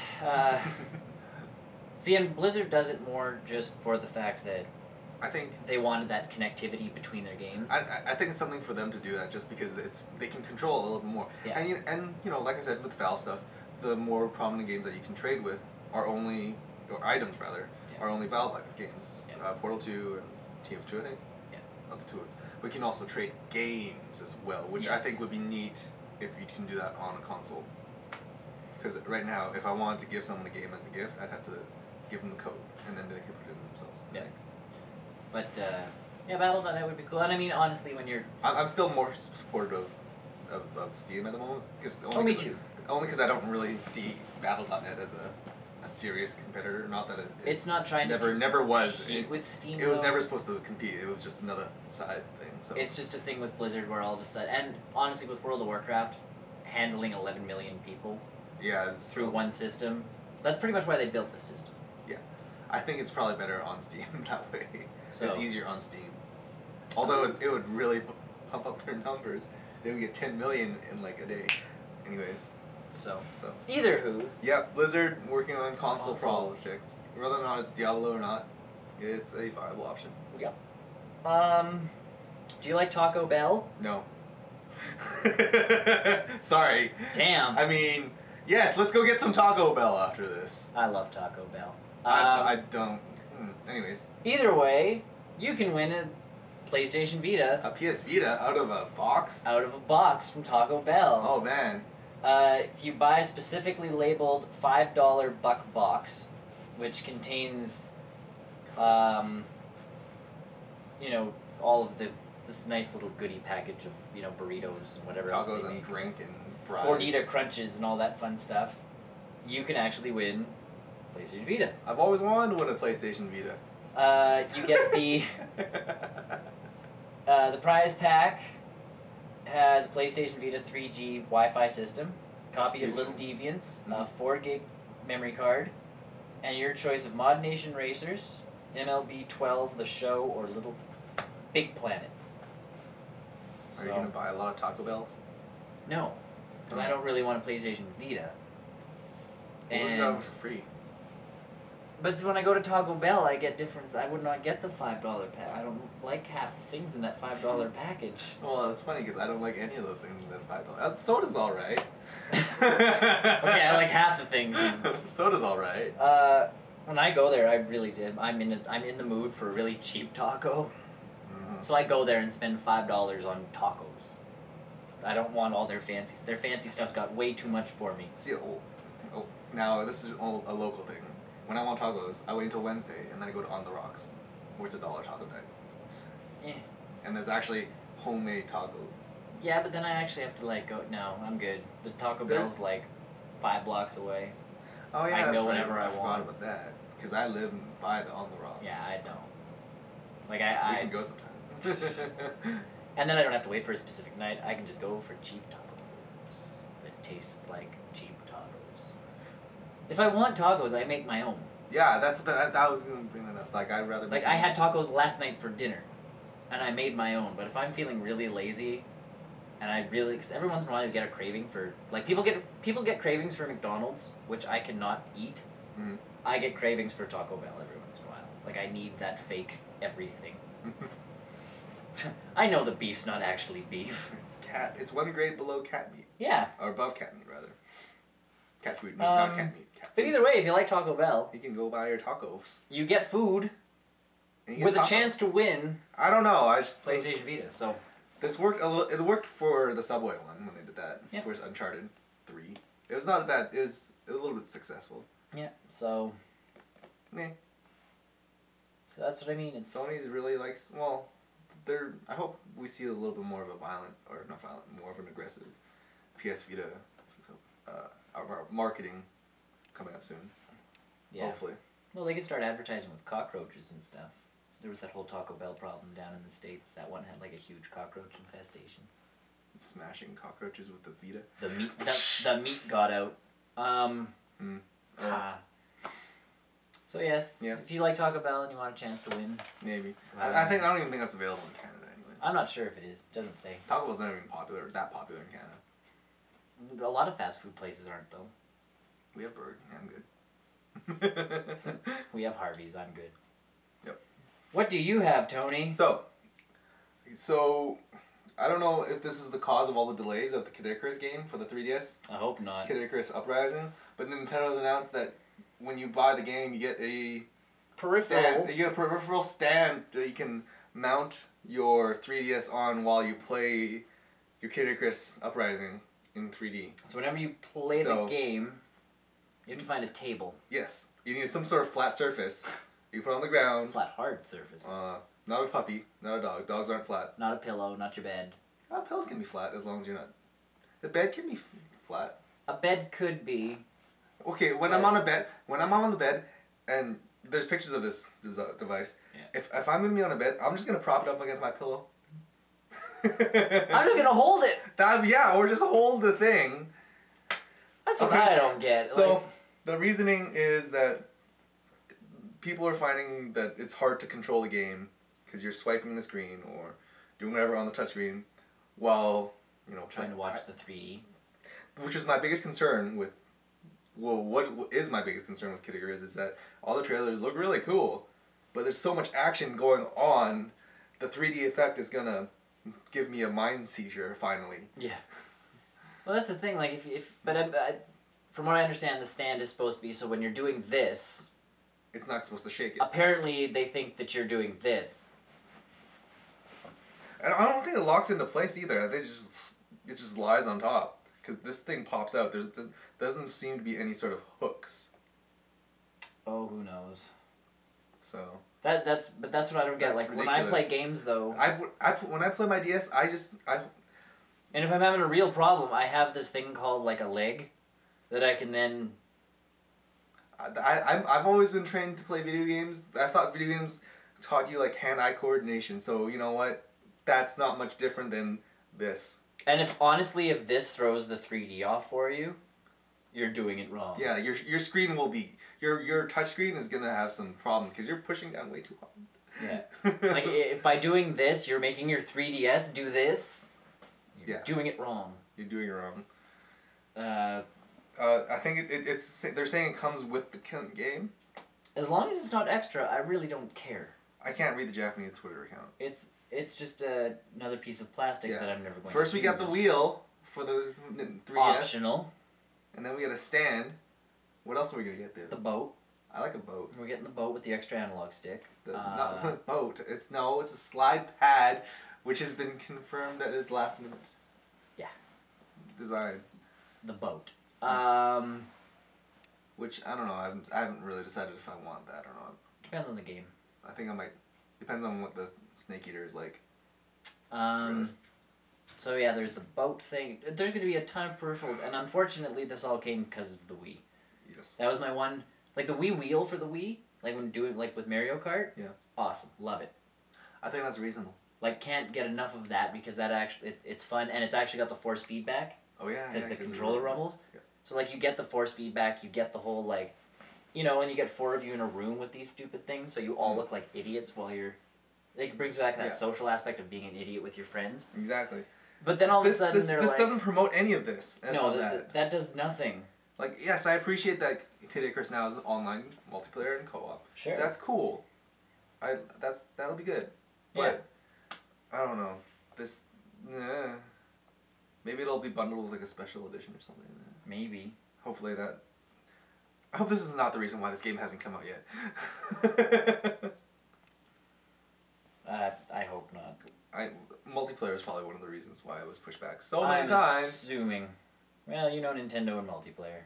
Yeah, well, they tried to make it work. Yeah. I'm hungry, apparently. My stomach wants me to eat. We'll finish this. We'll go.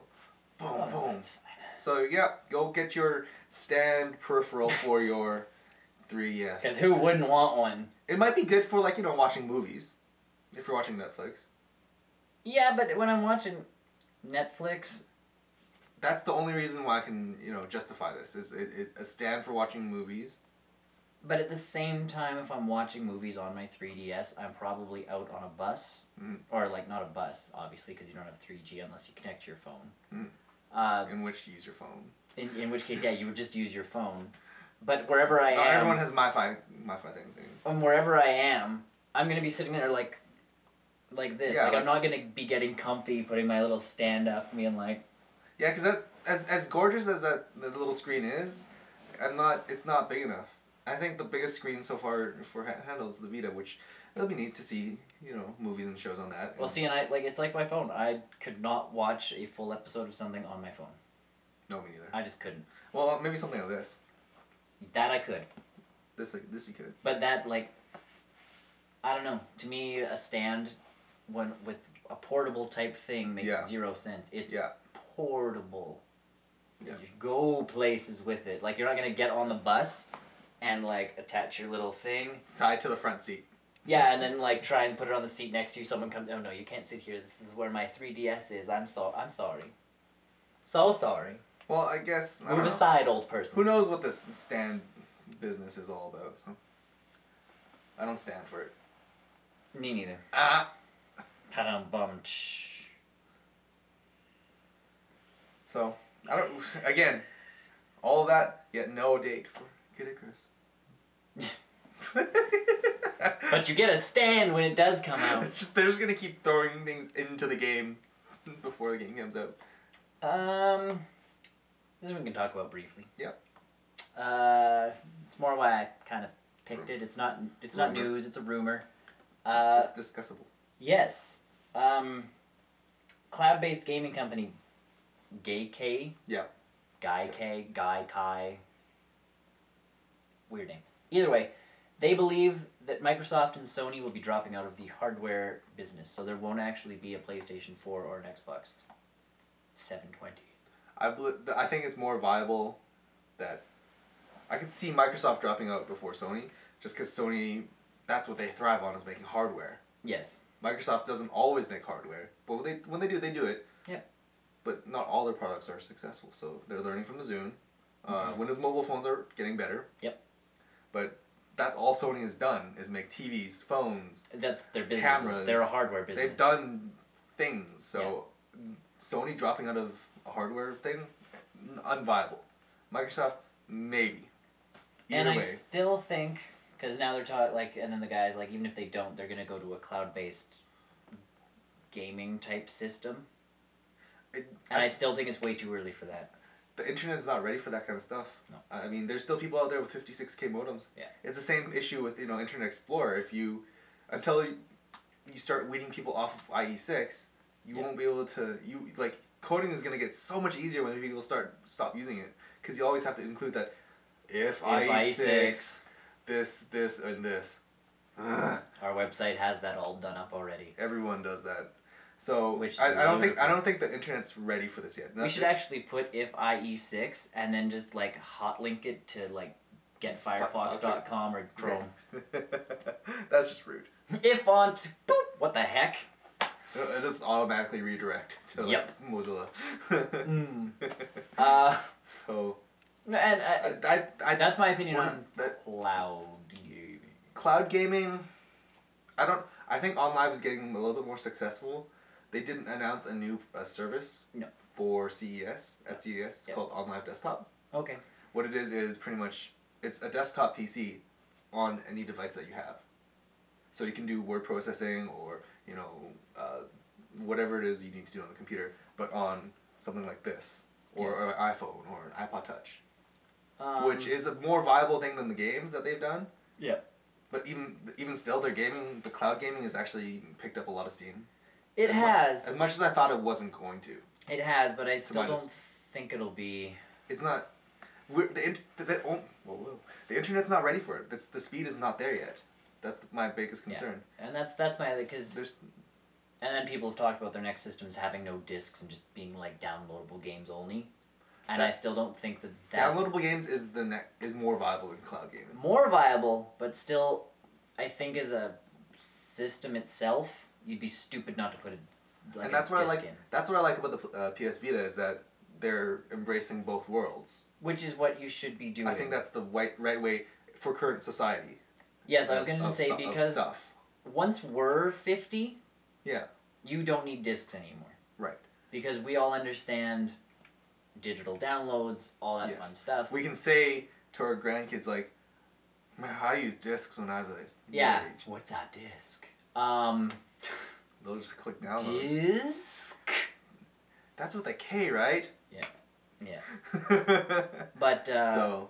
No, but I think it's going to take that, like, it's going to take another 30 years before digital downloads is the thing. I'm really surprised that there wasn't as many cloud stuff at CES as there was. That's not as much as there should have been. You'd think there would have been. I mean, OnLive is, they're taking a good initiative in the stuff, which, it's kind of neat. Whether or not I would, want a PC desktop on me at all times, depending on, like, regardless of what device I'm using. Yeah. That would be cool. But... Yeah, I'm not sure. Even laptops nowadays and even tablets like this are getting, manageable and usable. I mean, I wrote the entire review this week on this thing. Yeah. So. It's just, I don't know, sometimes it's just, cloud stuff to me is always kind of iffy. It is iffy. I'm open to the idea, I'm just confident that the world's not ready for it yet. Yeah, and to me still, like, when I go to buy a game, I enjoy actually going out and buying, like, the product. To me, they could make all of the boxes smaller and get rid of the instruction manuals because they're completely useless anyways. The PS Vita does that. Yeah. There's no manuals in any of the game cases. So that's a good step towards that's what I mean. Being like, green as being well. green. That's more my thing is I don't need a box this big to house a disc. I need a jewel cased sized thing that holds a disc with a cover. See, I'm a huge proponent of cloud stuff. I really would like it. We're not ready for it yet though. No. So just a little bit more. It'll take a long time for it to catch on it'll take a long time to catch on, a long time to perfect. Because even internet service providers now, the maximum speed is 10 megabytes per second. But what's your minimum speed? 0? Yeah. I mean, once you maximize your minimum speed to some sort of standard, then yes, people can start working on using the internet to its maximum potential. Yeah. Because you have to always develop stuff for the lowest common denominator. Yeah. And, the lowest common denominator is currently dial-up modems, so it's hard to guess this kind of stuff. I mean, maybe free. Or when you pick up the phone. Little Timmy's playing World of Warcraft again. He's playing StarCraft. Dang it. So, not ready for the future just yet. I can totally see Microsoft like down the line. Like, oh yeah. Like it'll be totally Back to the Future. Everything's gonna be whenever you want, anytime you want it. Yeah. I mean, and then we'll run out of resources for energy and we'll all blow up. But no, I think we'd save just because we would be printing physical things. Oh no, we'd be fine on that part, except companies the way they go. Mm-hmm. We'd still be running off of oil instead of trying to find other things, and all of a sudden we'd run out of oil, or we'd pollute our planet to a point where it would be. Because that's all we're using is like electricity, so it's just like pump more pollution into the.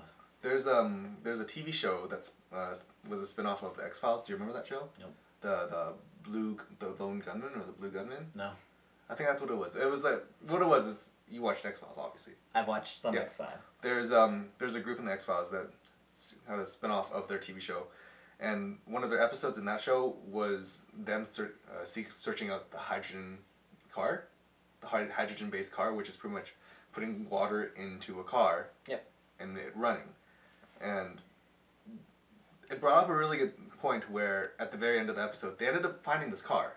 They did find it. They put water into a car and it ran, but they couldn't allow it to progress any further because if the technology got out public, human evolution and kind, like we would expand exponentially. Where would we have the room for anything anymore? Yeah. So it's are we ready for this kind of technology to explode our world is the thing. we're not ready. Like, and I totally agree with their like point of view. Like, we're not ready for a hydrogen-based car, not even the slightest. Not especially when all of our economy is based off of fossil fuels and other non-renewable resources. Yeah. We can't just switch over like on the light switch. No, you couldn't switch over. And that's the same thing with the internet. We're not ready for cloud stuff. No, we're not. Like, a lot of things would just cease to exist. I don't think they'd really cease. There just has to be a gradual progression. And that's the thing. That's because... Yes. Because that's what the whole hybrid electric car is. Yes. Anyways. Future thinking. Yes. Speaking of future thinking. It's a good week for it, actually. Yeah. CS makes you think about something. Yeah. Speaking of future thinking, Interplay. Yes. And, Interplay has had the Fallout MMO. They've wanted to do this thing for a long time. Yep. And they've had a legal battle with ZeniMax for, I don't know, close to since 2004, so you do your math. Yeah, I was going to say, it's been a long time. A lot, much like the Firefly MMO. Yep. Like last week. The final official word is the Fallout MMO is dead. They couldn't ZeniMax's demands seem to be a little bit too high, I think is what it says here. In exchange for a complete rights transfer, ZeniMax will pay Interplay $2 million for undisclosed reasons. So, whatever it is. I don't know how much the Fallout MMO do we need a Fallout MMO anymore kind of thing, but for them to realize this so many years down the road is what kind of has me. And honestly, Fallout has evolved into whatever Oblivion is, where it's fun by itself, and we can make a good solid single player game. We don't need just gonna say multiplayer stuff anymore. I think a multiplayer Fallout game, I think that's kind of the niche part of Fallout, is you're in this wasteland. It's your alone. It's your story. And yeah, that's the other thing. You're driving the story forward. You're for them to make an MMO to the caliber of a Fallout, to match Fallout, like New Vegas or even Fallout 3. Yeah. Like, the expectations are through the roof. Yeah. We won't even see this game forever. And I think that's part of the... charm is a weird word to use, but that's part of the game. Is you go out into the wasteland, you're on your own.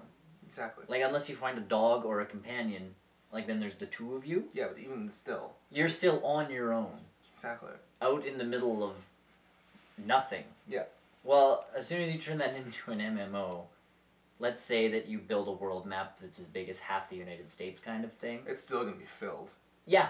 Like, you're going to be running, and all of a sudden it's going to be like, go kill these, go party up. Go kill these creatures. So you'd go to, kill one, and all of a sudden you'll get this guy sniping from 8 miles away. Now, the only way they can probably even remotely do something like that is do what Old Republic does and instance off the major areas.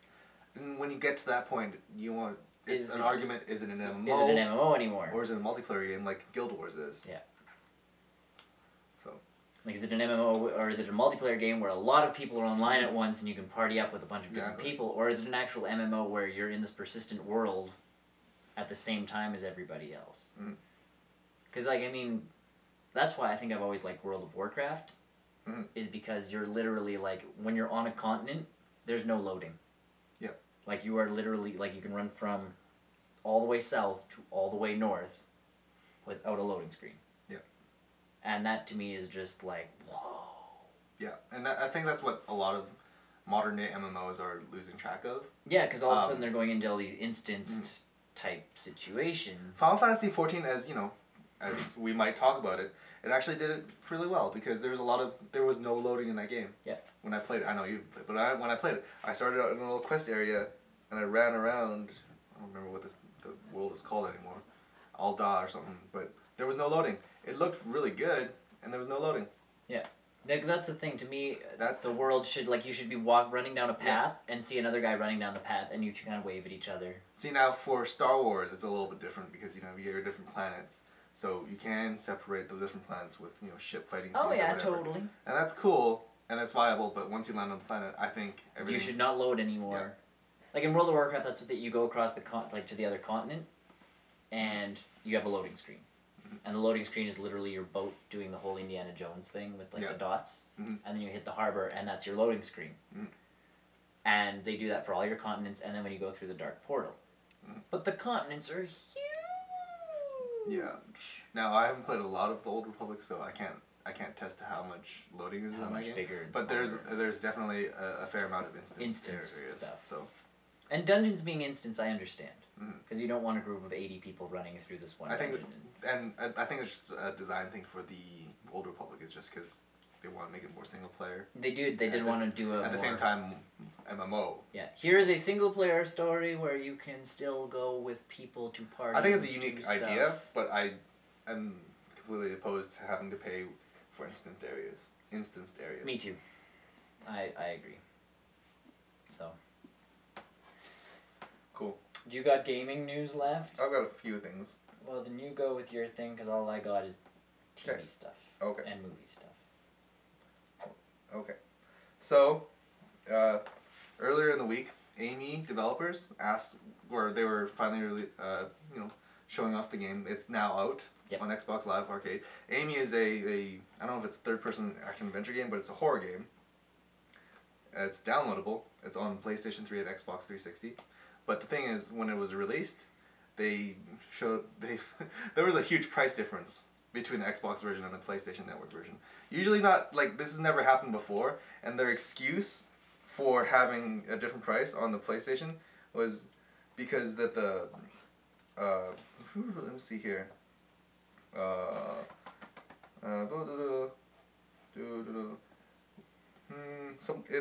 I think it was something to do with the whole price difference, or the market shares difference, because it's the same price in Europe for both platforms, but just in the U.S., which is Canada, I think because the dollar is a little bit more expensive somewhere else. I don't know, some business term. Okay, I'm an English major. We don't do business type things. I barely do money.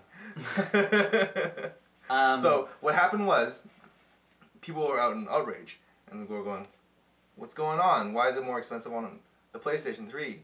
So the developers asked the public, would you like to pay the same price on the PlayStation 3 version and the Xbox version? And astoundingly, everybody said they wanted to play the cheaper version. Of course they wanted to pay the cheaper one. Like 99 point, I don't know, all of them.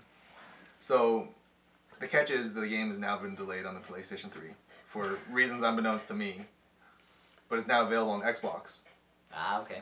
So I don't understand why this happened. Do you know why this happened? I have no idea why. I have no idea why this happened. This is the worst. Not the worst. This is not the worst, but this is a terribly handled situation. That's funny because it was what, $2.99 difference. That's the one. The Xbox Live version was $10. Yeah. And the PlayStation version was $13. Was $12.99. So the $3 difference. No, I understand your concerns. Oh yeah, I get it. It should be equal because it's pretty much the same game. Yes. And the development and whatever, you have different ways of making multi-platform games. Yep. But to delay the game makes zero sense. Because the game's done. Over $3. Shouldn't you just flip the switch on the PlayStation Network and be like, okay, because price drop. Because price drops happen all the time on our digital stores. All the time. So without them even saying anything. Yeah, like it's. I mean, I appreciate you're trying to reach out into the community, Amy. What's the developers here? Vector Cell, and publisher Lexus Numeric. Maybe I'll get the game if it's whenever I get it on the PlayStation 3. I can get it now. That's okay. I'll play my actual games. I'll play Back in Time. Yeah. I'll play I'll play Back to the Future. So, if you're ever gonna get a game, make sure you get it for the same price. Yeah, I mean, I always check both. I never check both. I never need to. I check both. Well, I have both systems available to me and Steam. So usually, if I wouldn't mind playing it on my Mac, I will check Steam. But if it's a game where you want a controller and I don't want to play on my Mac, then I'd only look at Xbox and PlayStation. Well, my Xbox isn't as readily connected to the internet as yours is, so. Oh yes, because I have that nice little thing in the back of mine. Well, I could just easily take the cord out of my PlayStation and put it into my Xbox. I'm too lazy. Wi-Fi. I could just jerry-rig it. That's funny news. You want to hear some funnier news? Sure. Activision has announced a new first-person shooter. What is it based off of, Tony? It's Battleship. based off the Battleship video game or movie license coming out this summer with Liam Neeson. So there's a video game based off of Battleship. Battleship movie, which is based off the Battleship game board game, which is a first-person shooter. And yeah, the game's a first-person shooter. Okay, so according to some of the cliff notes here, it's coming to the PlayStation 3 and Xbox 360. It is developed by Double Helix. Okay. And they've done things. Games. I don't remember what it is. Yep. But it's a first-person, shooter thing. And then for some reason, you can switch the camera to see a bird's eye view of the action. In-game display is based off of the grid, and the grid features different numbers and ships, and then there's power-ups and coins to repair damaged vehicles and vessels. None of this is any good. Why would you not make, if anything, of all genres to make a Battleship game? Why did you choose a first-person shooter? We were talking earlier. Just make Battleship. Or maybe, honestly, an RTS. An RTS would have been a perfectly normal thing to do. Yep. Like an RTS is pretty much the evolution of Battleship. Yeah. What Battleship was. Yeah, if you could literally, in a Battleship board game, if you could move your ships, one space at a time. Or have different kind of shots that do different damages, or a cluster shot. You have an RTS game. That's rock, paper, scissors. Yep. You have an RTS game built. Why would you? Yeah, they decided they're going to do a first-person shooter. And it looks like there's cover mechanics. And chucking grenades at alien interlopers. Oh, I guess they are officially aliens now. Or just redo Minesweeper for a mobile device. Don't give them ideas. They're gonna make a trading card game Minesweeper game. Just take Minesweeper and be like, people be on their phones yeah, sunk their battleships. And charge 99 cents. People will buy it because people are dumb. No, this is for the big boy consoles. I know this is a bit for the big boy. No one's gonna buy this. I bet you it's gonna be $59.99. It will be. It'll be $60. It's based off a movie license, which we always know does great for video games. It's based off a board game, which is not of the genre it started as. Yeah. And there's aliens in my Battleship. I'm sorry. We were already out when the first trailer came out, but this is just you keep trying to shove people. It's no, we don't want fans. It's no longer battle. They shouldn't even put Battleship on the top of this game. No, if I were Hasbro or whoever makes Battleship, I'd be pissed. I'm pissed, and I'm not even. Man, if I owned rights to stuff, I'd be I'd be all. People would be like, "We want to make your movie." I'd be like, "Okay, here's the terms. I have to be in charge of every single decision made." Yes. You guys can make decisions, but I will make the final say. Yeah, it has to go past my desk, and I have to sign it. Liam Neeson in this movie? Done. Yes. Yes. Aliens? No. Try again. Any first-person shooter game? The hell? Yeah. No? You guys are playing jokes on me again. This kept April Fools yet, guys. Come on. No, this is a thing. So... That's a good segue, though. Oh, hold on. Oh. Game demo begins with a short sequence showing Cole Mathis, I'm guessing is the main person in the movie, storming the sands of Niue Island from a landing craft. So he's not even on a boat? He's not even on land. Or he's not even on a sea boat thing. You start on a beach, but aren't I supposed to be on a... It's called Battleship. Co-op multiplayer? Man, there's going to be some intense multiplayer, man. More than one person can experience the new Battleship. Fight on the poop deck. No, bad. Multiplayer map, poop deck. Bad. There's nothing else. It's just flat. We know. Anyways. Good segue into TV and movie news, though. Yes, I appreciate segueing. Yes. And ways. The CW. Yes. Famous for being the WB before it was the CW. Yes. But famous for Smallville. And Supernatural. It's good. Which is back last week. And yes. Back this week. Has announced they are making a Green Arrow TV show. Excellent, because Green Arrow is my second favorite DC hero. So, as people might know, Green Arrow was on Smallville. He was a little bit popular there as well. They brought him back more than once. Yes, they brought him back a lot of times. He was actually a season regular in the last season of Smallville. Mm-hmm. Played by Justin Hartley.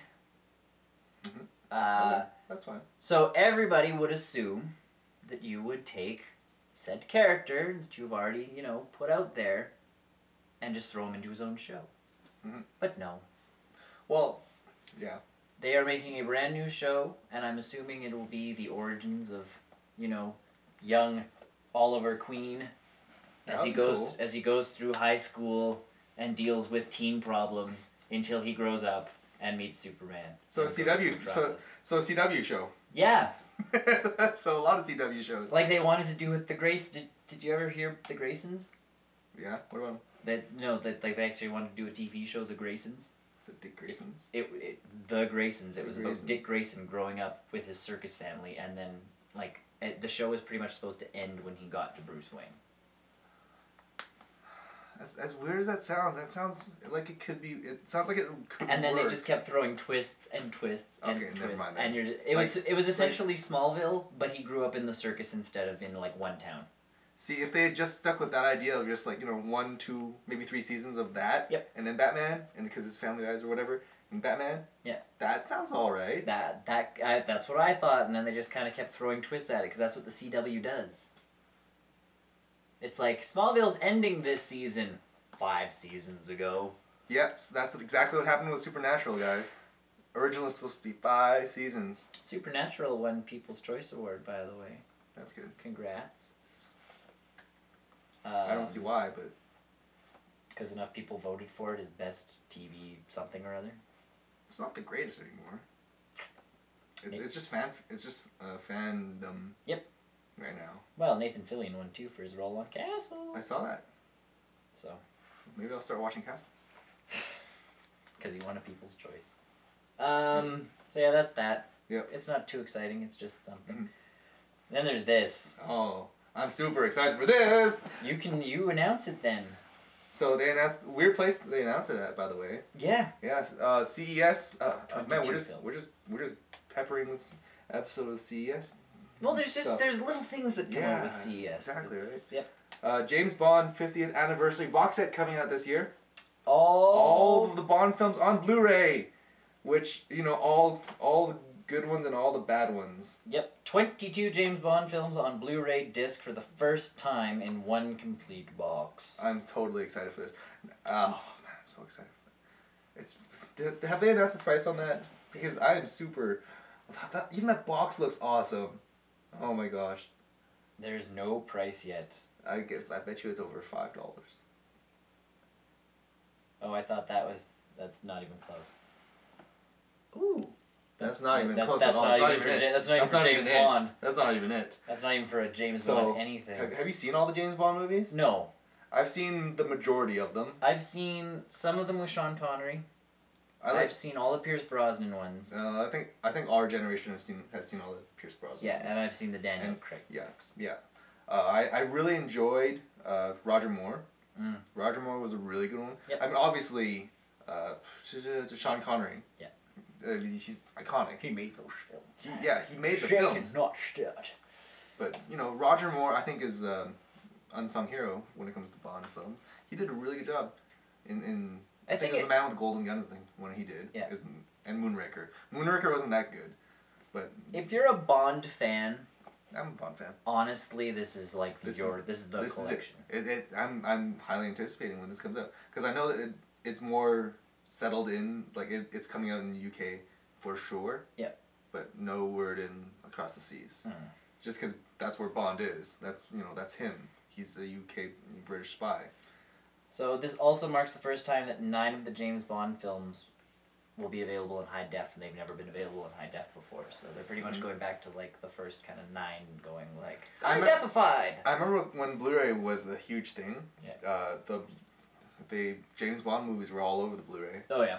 Individually, but I lost track of which ones were on Blu-ray or not. But now I don't have to. Yeah, now you can just buy the whole box. Oh, that's a great. Oh man. So they were at the Panasonic. License to Kill. Oh man. I really like From Russia with Love from Russia with Love was a good one as well. I still can't believe it's been 50 years of Bond. I'm surprised, but in a different reason. Because James Bond has been around for way longer than 50 years. Oh, I know, because they've got the books. It used to be a narrative like Sherlock Holmes. So, Tim Broley or Broccoli or whatever his, I don't think that thing has his name, but like he made him and his ancestors, or they're getting a lot of like royalties from this. Also with this are 130 hours of bonus features. That's including some exclusive content that's just on these Blu-rays. Excellent. Are they showing? Is there any exclusive for Skyfall? We're getting there for. Which, by the way, it's nope. Okay. So they're saying this is the great way to catch up on all of your Bond flicks, so you can be there for Skyfall, which hits theaters next fall. Which is weird because Skyfall, I think that one takes place before all of them.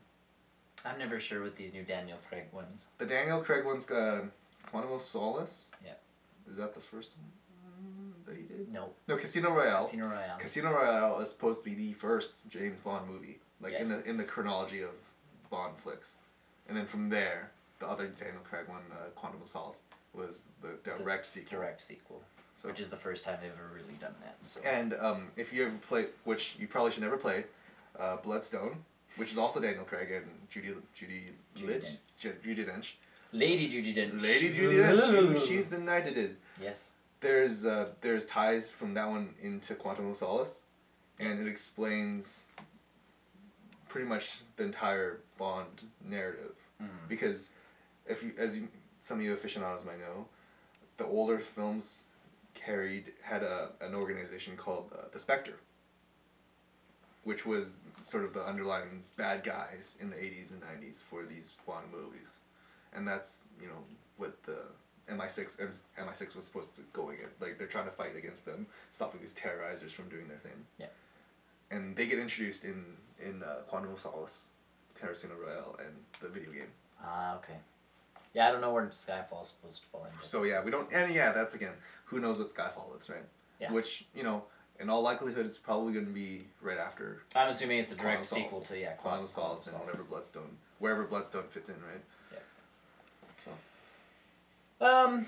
And I showed you a picture, I showed you probably that picture. Yes, we've seen that, we've talked about it. Yep, Ultimate Spider-Man was announced a couple of years ago, and it was supposed to be coming out to television. It was supposed, because that's why Spectacular Spider-Man got taken off TV, which was a shame because that was a good Spider-Man show. A lot of Spider-Man shows are really good, though. Even the 3D animated ones were not bad. Yep. So this is based off of, this new one coming out is based off of the popular comic that was started by Brian Michael Bendis and Mark Bagley. The Ultimate Series. The Ultimate Series. The one series that spawned the rest of the Ultimate Series. Ultimate Series. This is really supposed to actually go hand in hand. It was supposed to come out with the Earth's Mightiest Avengers show. Oh. They were supposed to be released around the same time. Different animation styles completely. Are they going to tie it in? I don't think so. I think they should. I think they should too, but the animation styles that I've seen are very different. Oh, okay. So they won't fit together, but they were supposed to make like an hour block of, here's this half-hour Marvel cartoon show, and here's another half-hour Marvel cartoon show, like they used to do with Spider-Man and X-Men in the 90s. So now finally, we have a date. So Disney XD, which is the, kids channel for Disney. April 1st, 2012, Ultimate Spider-Man is starting. April Fool's. Yeah.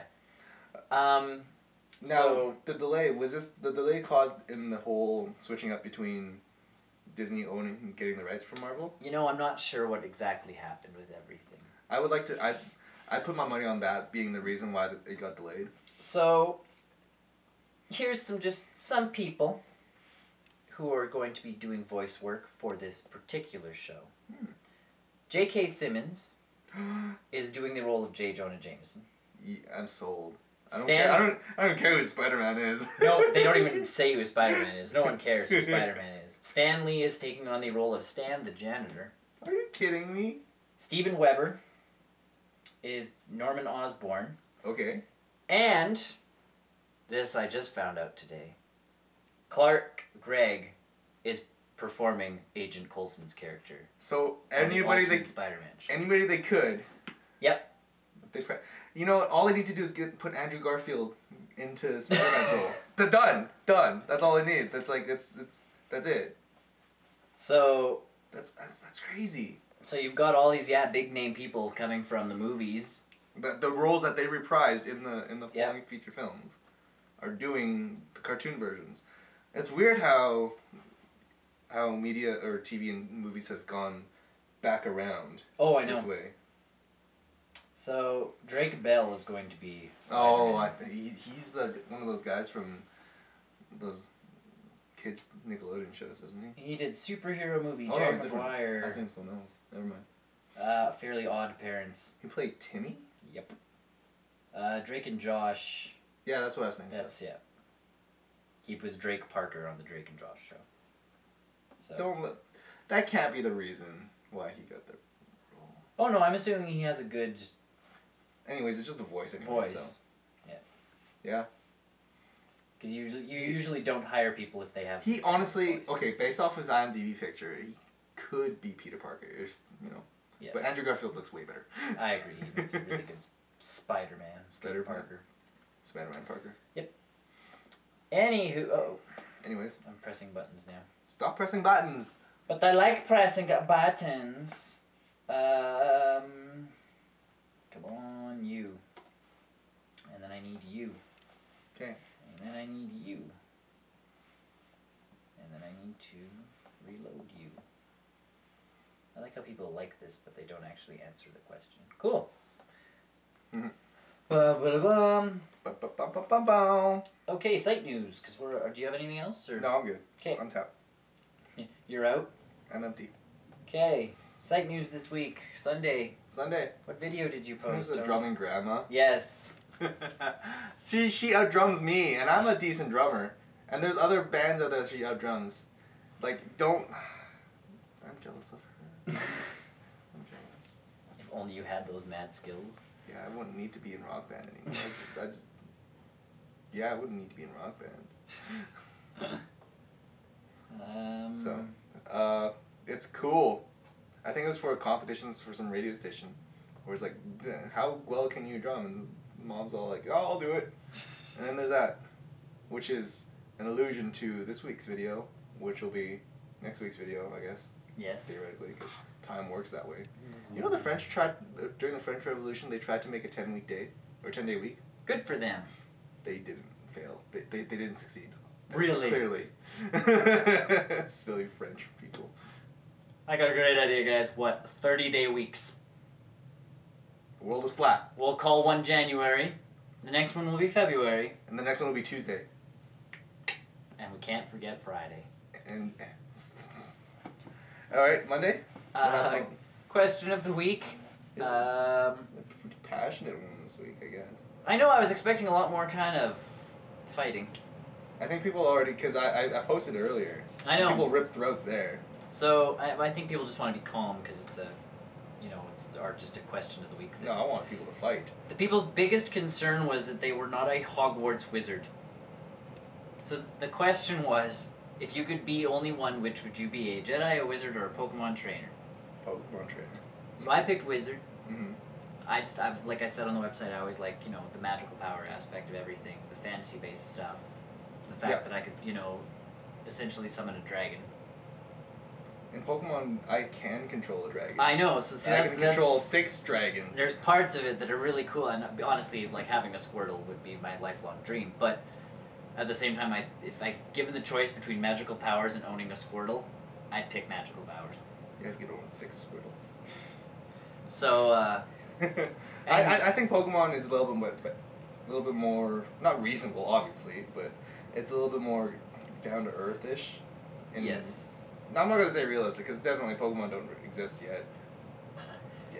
But that was the funniest thing, is a lot of comments I got was, as long as it's not a Hogwarts, like as not as I'm not being pigeonholed into the Hogwarts wizard thing, I'm okay with it. Well, that's what you said. You said wizard. So I just said wizard. That is why I said wizard. Like Gandalf. Yeah, if you want to be a Dungeons and Dragons type wizard, yeah, go for it. If blasting magic missiles. Yeah, like I don't care if you want to be a World of Warcraft type mage, cool by me. That's a wizard. Wizard. Oh, maybe if you put in wizard/mage, Same, but essentially, but magic person who can use magic. I can spew magic from my fingertips. Yeah, like warlock fits in there, guys. Like, I just picked, you know, like Jedi, wizard, Pokemon trainer. That's the way it goes. But people, that was their biggest concern, that it was not a Hogwarts wizard. And if that was the case, then they vote wizard. What? Because they did not want to be like casting Flipendo and all that other stuff that they cast in Harry Potter. They want to be casting spells that they've read in other books. And I'm like, okay, that's why I wrote wizard. I don't know, man. I want Charizard. I still love. This is my cousin's kid. She asked the question to him because she obviously wasn't going to. So he said Jedi because you get to have the Force in you and you get a lifesaver. Aww, I want a lifesaver. I want a lifesaver. Which made me laugh so hard. That's cute. And also, Sammy thinks that Han Solo and Chewbacca are the best characters ever, so he's my favorite tiny child. Yay, Han Solo. Yay, Chewbacca. So, counting Sammy's vote, because Sarah, I'm guessing, was the one that voted also on the Facebook thing, Wizard and Jedi tie. That's close. But also because this is the week that we didn't allow public people to add in things. Yes, you could not add your own answers, which I think I'm going to try doing more of. I like this whole... It depends on what it is, right? Totally. So, like, you know, like for Christmas, like, what did you get? I got a present. Yep. That's not a vote. So Jedi and... weeks depending. Jedi and Wizard came out on top, and honestly, it was a close race, because honestly, all three of these are awesome. And that is also why I didn't want to allow extra choices, because I knew there would be all three. I want to be a fire truck. Yeah. And this way, I also, it stops, if I do this, it stops people from voting more than once. And the whole question was if you could only be one. Yeah. So that you had to actually, like, make a concrete choice. Right. So. We've had issues in the past. We have. And not that it's a huge deal. It's confusing. It's just, yeah, when you start counting numbers and they're all, like, one person's voted for everything, you're kind of like... I mean, it's no U.S. election here, but... Yeah. But... We gotta watch somewhere. Yeah.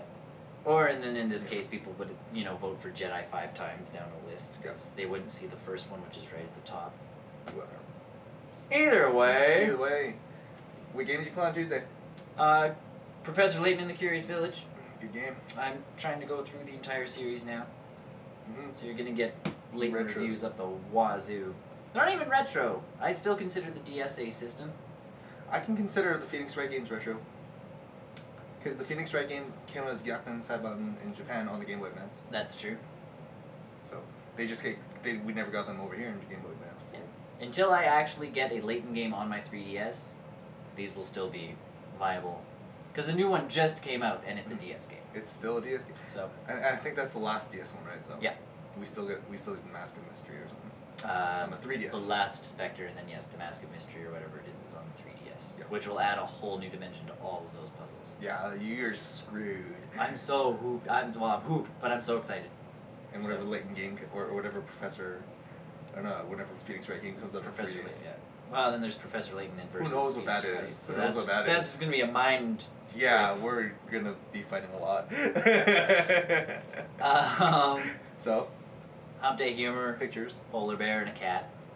Not the same picture, different pictures. So you have evil cat with the twirly mustache, and then a polar bear. Polar bear who really wants his Coke. I see you're here again. Yeah. That's cool. And then today you reviewed. I watched Rango. And I love it. I absolutely. It's a good movie. Your computer is requesting your patience. Attention. Your attention. Love me. Love.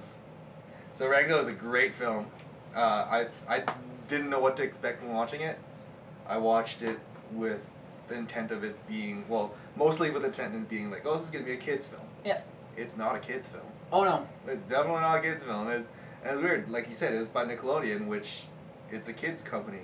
I think, see, it's hard for me to... And I think it's because I secretly think it's a spiritual successor to Fear and Loathing in Las Vegas. Not only because it's Johnny Depp, but there's like 3 references to Fear and Loathing in the movie itself. My friend and I, we went to see this movie, and we were sitting in the theater, and the first part Oh, at the very beginning of the movie, yeah. Rango falls out of a car, hits a windshield, and there's a guy with the hat and the Hawaiian shirt. And then the guy in the back. Yeah, and the guy in the back of the car who looks like, can't remember his name right now. But the guy from Fear and Loathing. Like the iconic box shot from the movie. Like it's the entire, like it's the car, everything. Yes. And then you hear like Johnny Depp's voice as...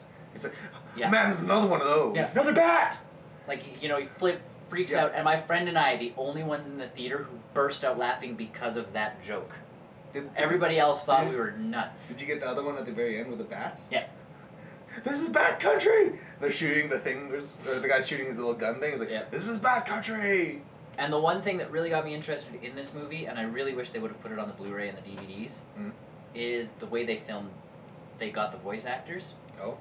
Was they got a sound stage, and when you see Rango doing his whole, like, walking thing... That's him. Johnny Depp is actually in a room doing the whole walk. Like, they act out the movie. Yeah, that's while they did the voice acting. It's like how modern video games do cutscenes. That's how Uncharted does it. Well, and essentially, and they didn't, like, it's not like they put motion cap on anybody. Oh, they didn't. It was just so that all of their voices, when they were doing voice work, came out naturally. Right. Because a lot of times actors, good voice actors, get into a booth, and they will do this. You know, they'll get into all the motions. Like, if they're in a fight scene, they're like, hoo, hoo, hoo. I think that kind of works to an extent. I think, well, if you're a good voice actor, it works. Yeah. But this one, they wanted to use actors, because they wanted specific voices. But this one, you actually get Bill Nighy coming up behind Johnny Depp, like he rounds him as a snake, and he comes around him. And then he gets into his character just that much more. Yeah. And I'm like, you could sell that as a movie. Actors in, like, street clothes, just, like, on a soundstage, acting out Rango. Sold. I super liked it, because it was, like, we're always thinking cartoons are always having the adult humor and then the kids' humor. Yeah. It totally embraces the adult side of themes of everything. Oh, yeah. It's not like a dark thing or anything like that. Yep. But it's just like, these are adult situations where the bank's been robbed, we gotta go find the robbers. And then, you know, they're shooting people, and then things are exploding, and... Oh yeah, it's not like some cartoons where like the guns go off, but you don't actually see anybody like die. This one, people actually get like shot. They show the bullets and everything. They don't. It's really good. Yeah, you guys. It's good, and I think for kids you can still watch it. Yeah. With a kid. Modern. I kind of think it would be more because it's rated PG. Yeah. I would almost argue that it should be maybe PG-13. Yeah, I saw that. So. And I think just because there's. Yeah, kids should not watch this on their own. Yeah. That is fair. That's for sure. There's too much. There's too many themes in it. So. Yeah, there's enough themes and even scary. Like, I mean, that snake is fairly frightening. Yeah. And all those mind trip sequences are like, Mommy, what's going on? Yeah. So it was a good movie though. I really enjoyed it. Some of the humor was really funny when I was in there. Yep. I think the one scene that really sticks out to me is the very first scene where he's in the desert and he meets the guy and he's like camouflage. He's like, you better hide. Yeah. Oh, too late. Run. Yeah, You told me to hide. No, now I tell you to run. Gets in the bottle. Stupid bird. Bird kicks it, yeah. It's funny. Yeah, it's a good movie. I like that scene quite some. And then the whole like weird Clint Eastwood thing. Yeah. The man of the desert. The spirit of golf. Yeah, the spirit of the desert in his golf cart. And his Oscars. And his Oscars. Because that's in no way who we're thinking of. We're not talking about Clint Eastwood. He's played by Timothy Dalton. Come on, you guys. Yep. So, good, yeah. Anything exciting happening next week? I don't think so. Other than the weird SOPA stuff? Other than, SOPA stuff is you'll still see just protesting type stuff anyways, so. Well, just an average week. Yeah. I think. And then more SOPA stuff on the 24th when everything actually happens. Yeah, we're going down. Then we'll find out if we have to just pretty much take all the pictures off of our website. And just be a text-based adventure game. I'd be okay with the text-based. All of our reviews are text-based. Where do you want to go now? The next line. The next line. I'll just get back to the beginning. We'll just redirect to Cleverbot. Scare everybody. Yeah. Yeah. What did you think of this movie? I don't like That's not appropriate. Anywho, folks. Have a good thing. Week, day, month, year. Annual assessing. Yeah, moon day, Monday, Tuesday. We'll see you next week. Same Yes. time next week. Bye.